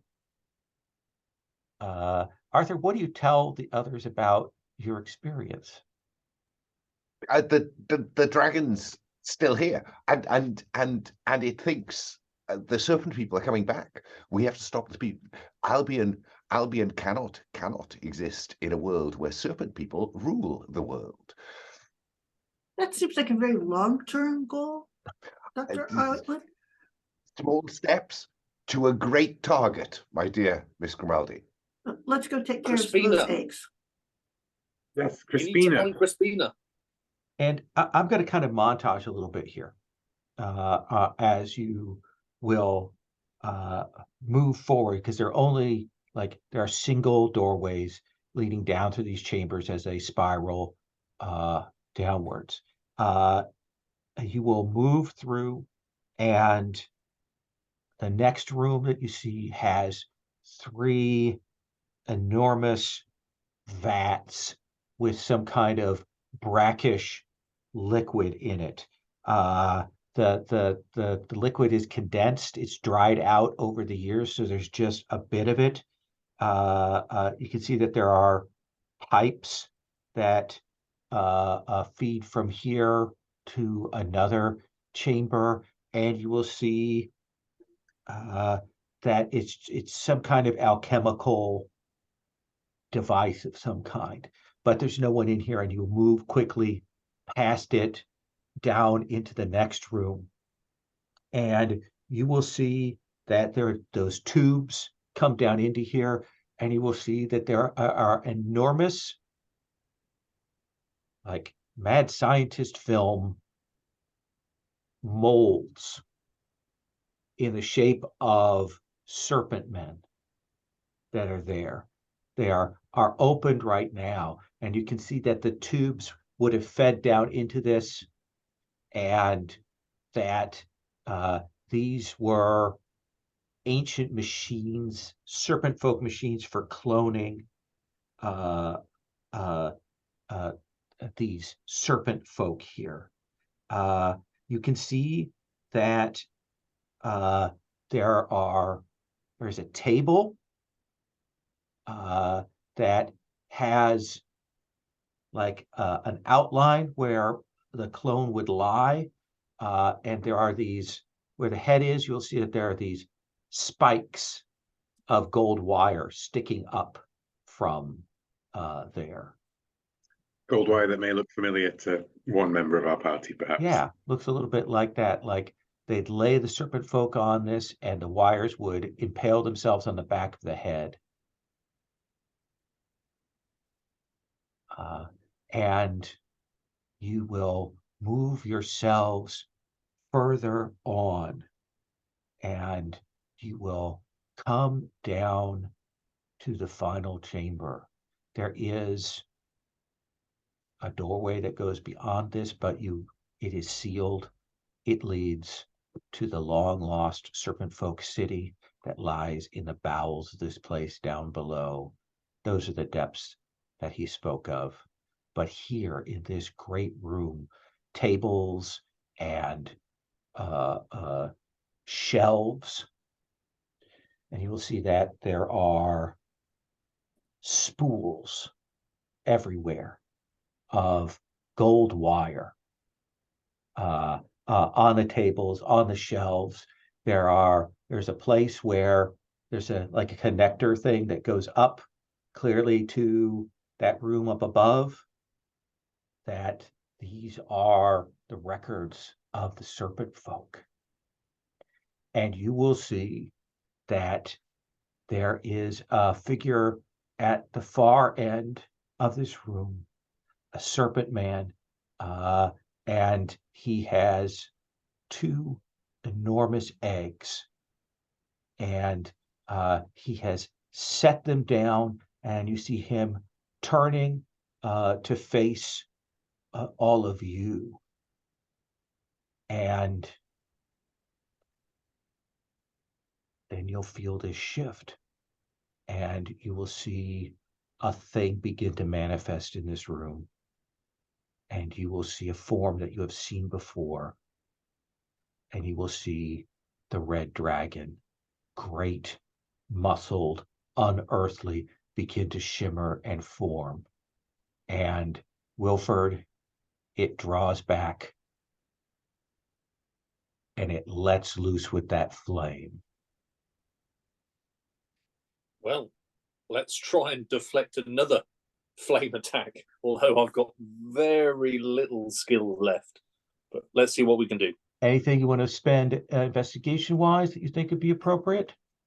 Can I assist with it in the sense of he's holding Wayland's shields and I've got Wayland these boots, and I'm kind of digging my feet into it and lending into Wilford's back. I mean, I do have magic.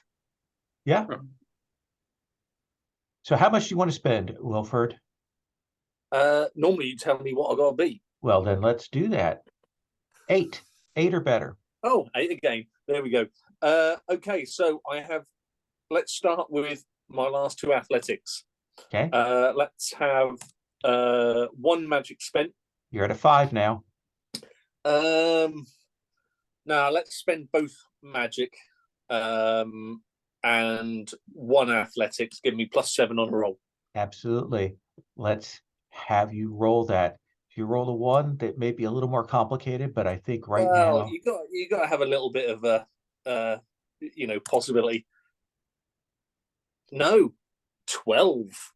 So this dragon breathes, and you can tell that it is both real flame and psychic flame, and you will step up and put this in the way, and it will shatter back, and the flames will go everywhere in this room, and immediately you will see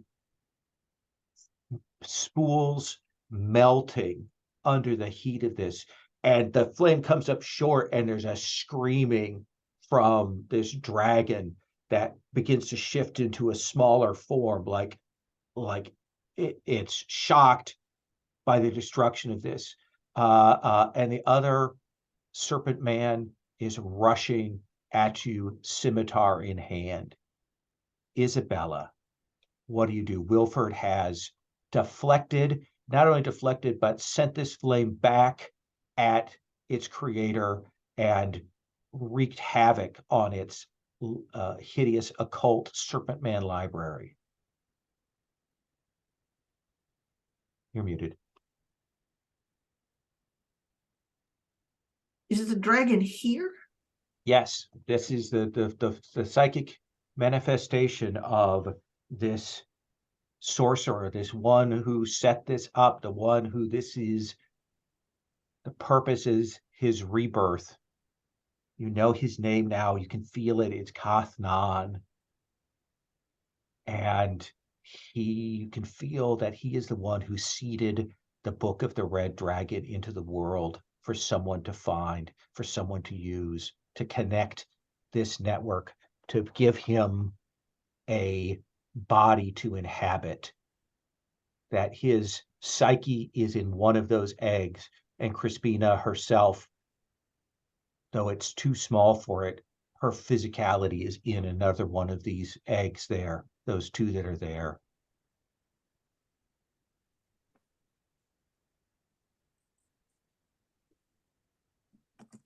So I think it makes sense.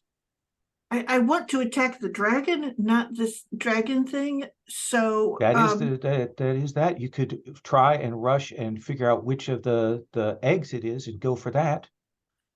To open it up, or the psychic. Okay. Yeah, I will do that. I think that makes sense. It seems really crazy. But I will use, I have 3 points of occult. If you spend a point of magic, you Yes. can tell which of these eggs it is. Okay, so I will spend a point of magic. Drain those resources. I'm sorry, go on. Yes. And you're going to rush over. To strike the dragon. Strike the dragon. The one with the psychic. Richard, Arthur, I'm going to come to Isabella's check in a second, but you'll see Isabella draw out austerity and rush over towards those eggs. And when she does that, you'll see the serpent man pivot to try and intercept her. The red dragon is trying to right itself. It can't do anything from the fires that Wilford has thrown back. So what do you do, Richard? Well, Richard will leap forward and yell for Albion, and swing at this sword-wielding serpent man. Thinking of there's that chap in the US who writes stories like this. What's he called? Conan, those Conan books. All right. How much do you want to roll with? What do I have to beat? Let's right now the target number is a 4. It's a 4, simply a 4. I will use one of my build points to add to weapons. Okay. That's myself 3, which I will then spend on this attack. Okay. That is an 8. That is an 8. So you may roll a d6. Do you want to invoke the boots? Yes, of course I wish to invoke the boots. Yes. Okay. Then roll 2d6.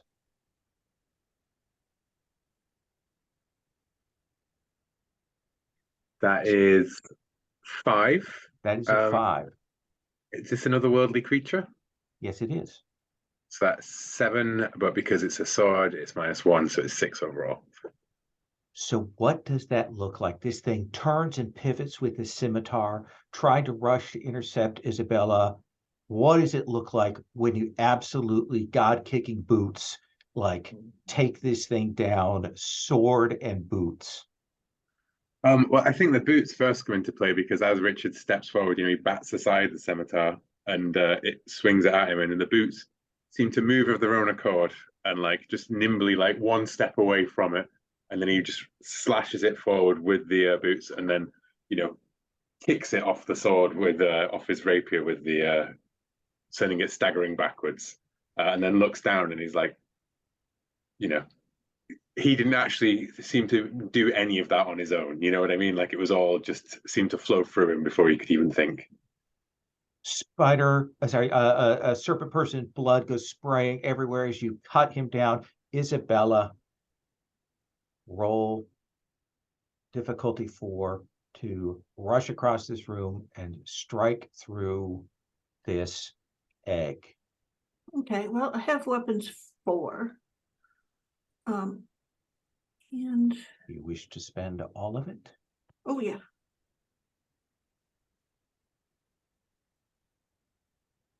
I do.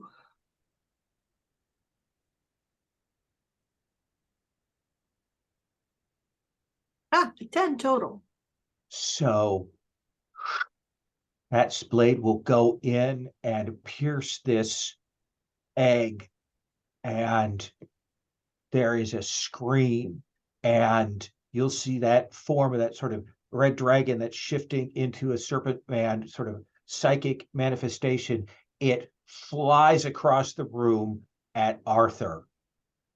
The one possibility, the one conduit, the mind it has already touched, it rushes to try and seize you. Arthur, what do you do? I wrap myself in the mail coat and invoke its protection. What do you want to roll for that? It is a literal tinfoil hat. Okay. What do you want to roll for that? I think that's... I have a 9.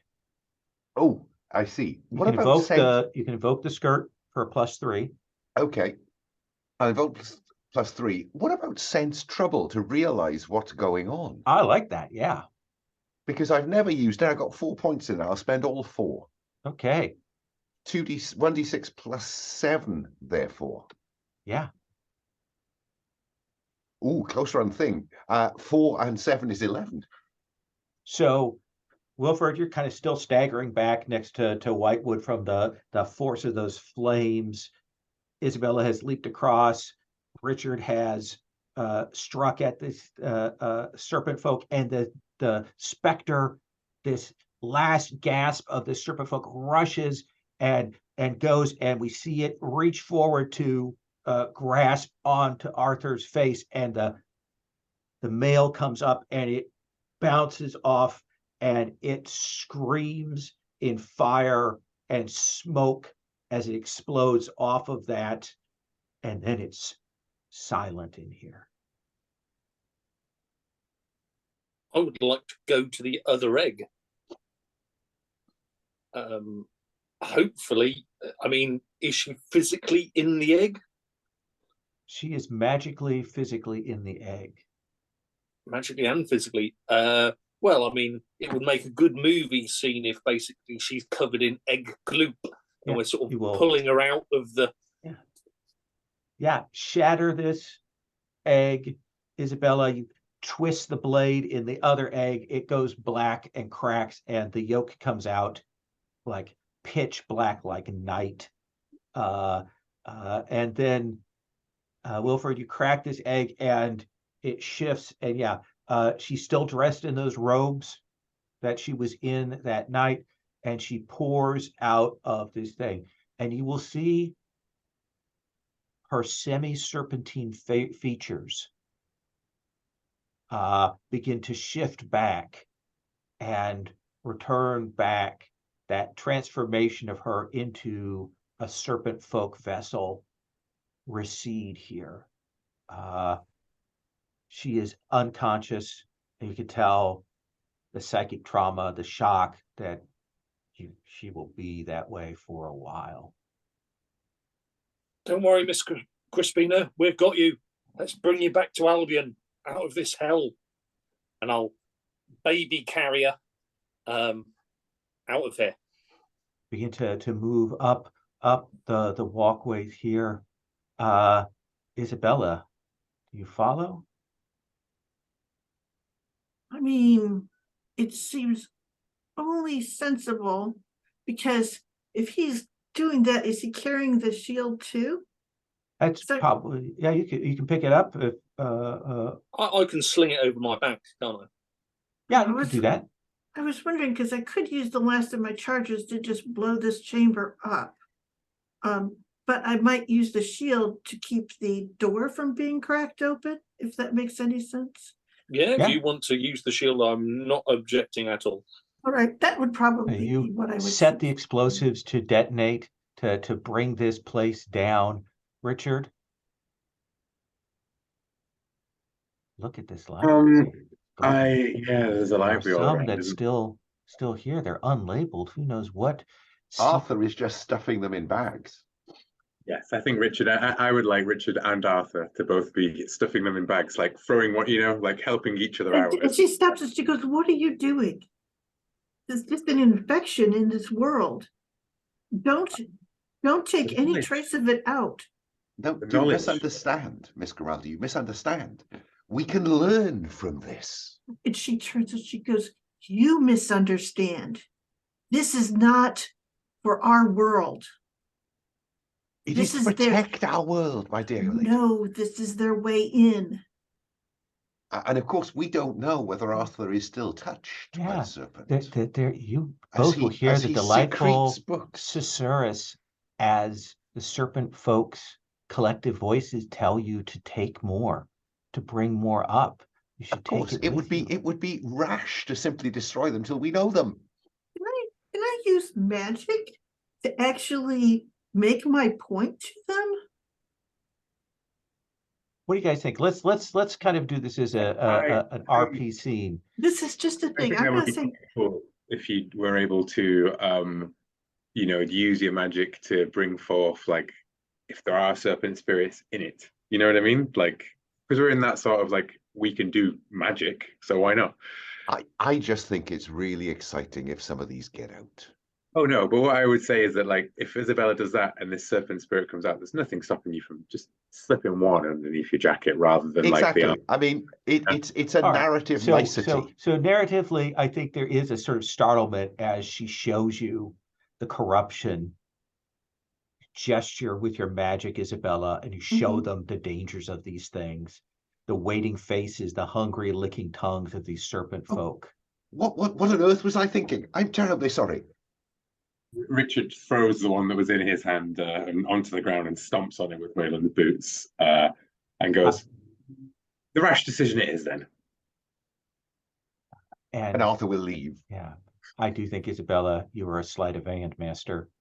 I think you know in your heart of hearts that Arthur has taken one. But you will rush but I know out. his wife. And Yes. this is how I will undo this. Between the two of us, we will save the world. You set those charges. Mhm. Arthur, Richard, Wilford, you will move up. You carrying Crispina, you will come up out of here, and as you emerge out into the dawn light, there is that sound of the explosion down below.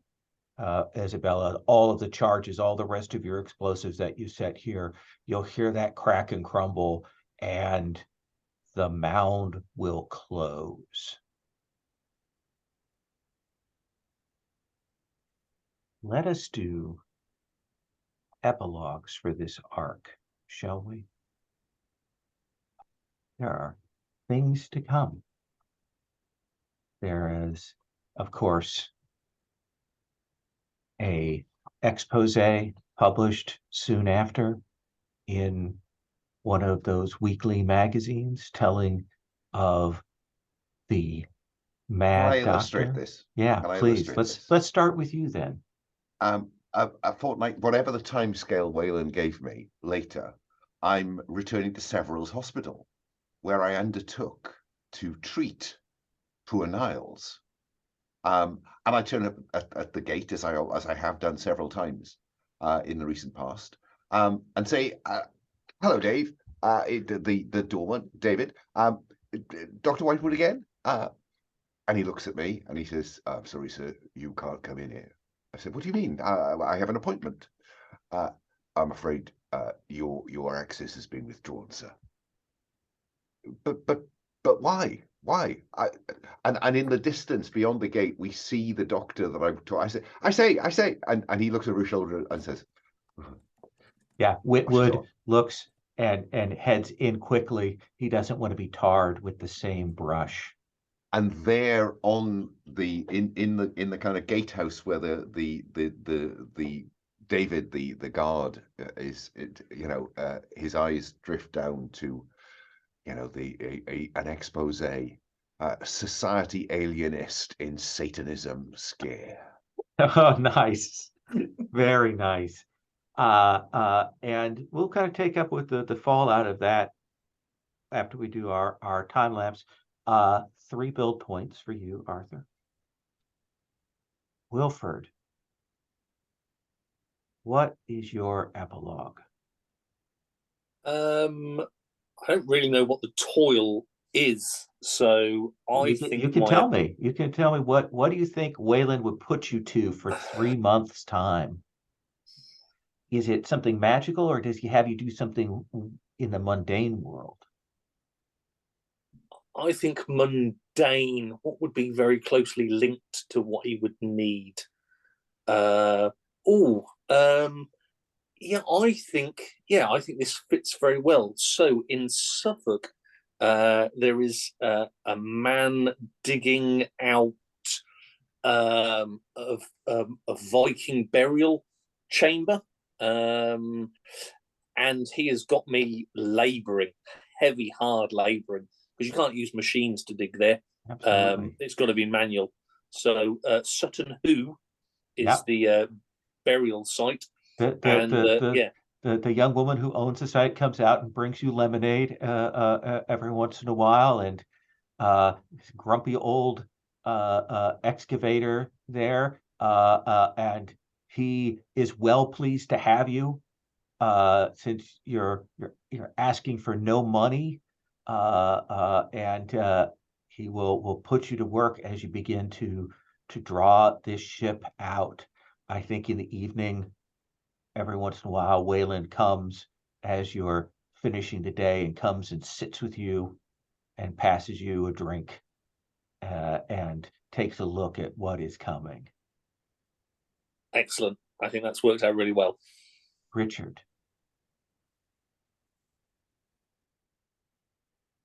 I think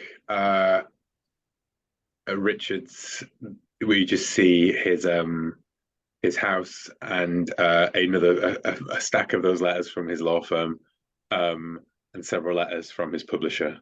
One of them open, which is, we regret to inform you that we can no longer, the Scottish Rose, and it just trails off. And but as the camera, pulls around, comes to the living room, and you just see all of those angelic symbols and everything. And Richard is lying down, sleeping, holding his cane.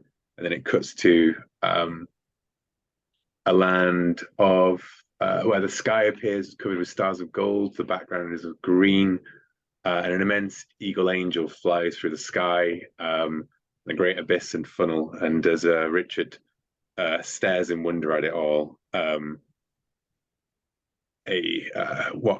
cat leans from the tree and addresses him by his name, and he turns and he is exploring the next Aether on his list, which some say may be the Lovecraftian Dreamlands. Nice. And Isabella? I think what you see is, oh gosh. Now, her name had to be on that article, right? Or yes. So I think what you see is her taking the draft of it to her father. And he looks shocked. She goes, "This is the price?"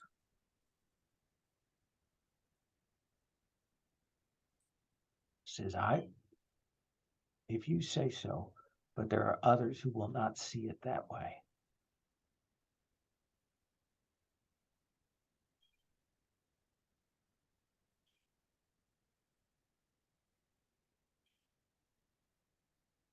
I only care about how you see it.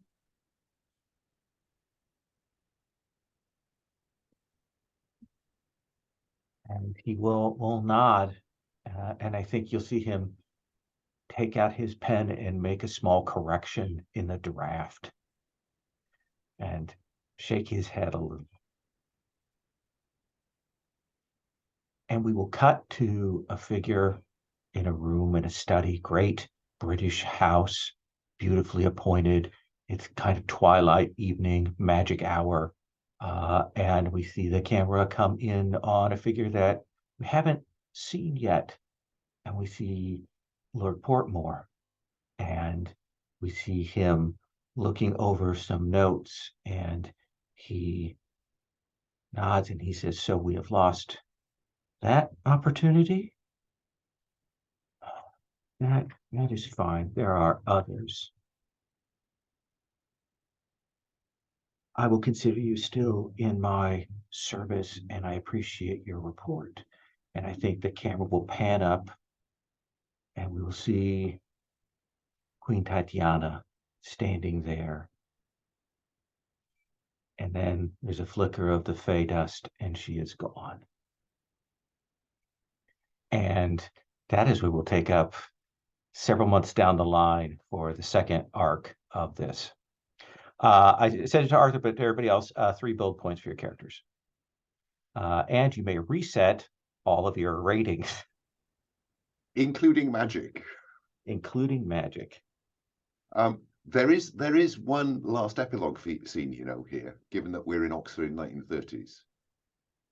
And that's a chap smoking a pipe in an upper room at a pub called the Eagle and Child, leaning across the table and saying, Christopher, I've just overheard a remarkable conversation about I can only describe it as a fellowship. The common man, a woman from outside and beyond, a man with a sword, and a strange chap who described himself to be the Mage of the White Wood. I can't help feeling that there's a story in this. Do you really think so, Tolkien? Very nice. That is this arc for Fearful Symmetries. I would like to do a quick stars thoughts. I would like to do another arc of this to deal with Portmore and some of the sort of more mundane magical threats that are in the world. So Alan, I'm going to start with you. Oh, oodles of stars for this. I thought your pacing was phenomenal, Lowell, because I think you recognized with about 40 minutes to go that there was maybe some intervening scenes that you could just slip together. So that was smoothly done. I liked the themes. The fact that there are serpent men in our history is, of course, entirely well known.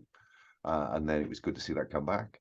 I liked that Isabella finally started blowing things up. It took her a while, but she got there in the end, albeit rather rashly. I love that Richard got to kill a dragon with a sword. I love that Wilford, our common man, ends up digging out an archaeological site in Suffolk. I thought that was delightful as a kind of cherry on the top. So no, and I thought the costs that you laid out were really telling narratively for the characters. So I just had a great time. Wishes, just, Tolkien writes a book. Okay. Certainly a dragon in the deeps you shouldn't dig too deep is certainly that is good. Wilford, Paul. Yeah, really well run, Lowell. Pleasure to pay. Pacing was spot on, as Alan said. I think probably overall the best scene I liked was the stability scene. Sherry, that sort of dance that you had. I thought that was. I know there was no dice rolling, but I thought that was a really good scene. I liked yours, Alan, but then you did topped it with your sort of madman nutter. Let's wear a helmet kind of scene, which I thought you played really, really well. And I think your scene, Will, the cost I think was quite great on your character. That was bargained. And that scene that you did with your brother, I thought was really nice. So a lot of those scenes weren't really dice rolly scenes, but they carried a lot for me. I thought they were good to see. So yeah, really, really good. Awesome. Richard. Yeah, I really liked the home scenes almost, right? They were great. I loved Whitewood nearly putting on the helmet. Like I was so waiting for that moment for when the Cthulhu player picks up the artifact or whatever, right? And it all goes horribly wrong. Yeah. But I thought it was great. We did it like a dungeon crawl. I enjoyed the use of Wayland's armor and shield. It was always really evocative to me that we had like Wilford Brumble like bearing the weight of all of this great fire, and then the rest of us taking advantage of that sort of like thing that would have killed us all if it wasn't for that. It felt as though we were in a real like high magic dungeon crawl. It was exactly like a Conan story,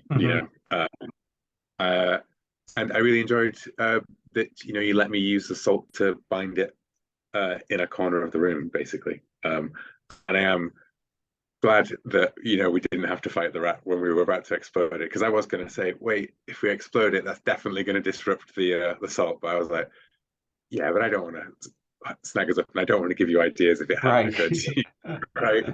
Yeah. 10 years ago, that salt would have gone flying as a GM for me. Yeah. So yeah. I think we could have taken it, but it would have been more dice. Yeah. I was thinking that the trick of it, actually, I'll mention too, is that we didn't get to see is it can only be hurt by any weapon once, which is a very interesting little touch for those monsters. It's one I hadn't seen before, and I really like. But you guys like the way that you were affecting it, you kept switching it up, so it was very nice. Yeah, it's lucky that Wilford pulled out a pistol then, isn't it? Because otherwise, if he'd run over and stabbed it, it would have been like, oh shit. Isabella.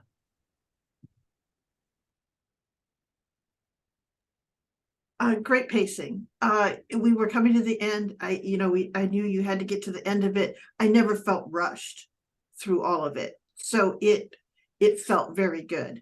I have been in other games that have been compressed, and it felt sad, and we didn't get time to really live those last few moments. And epilogue always works great. I really enjoyed those.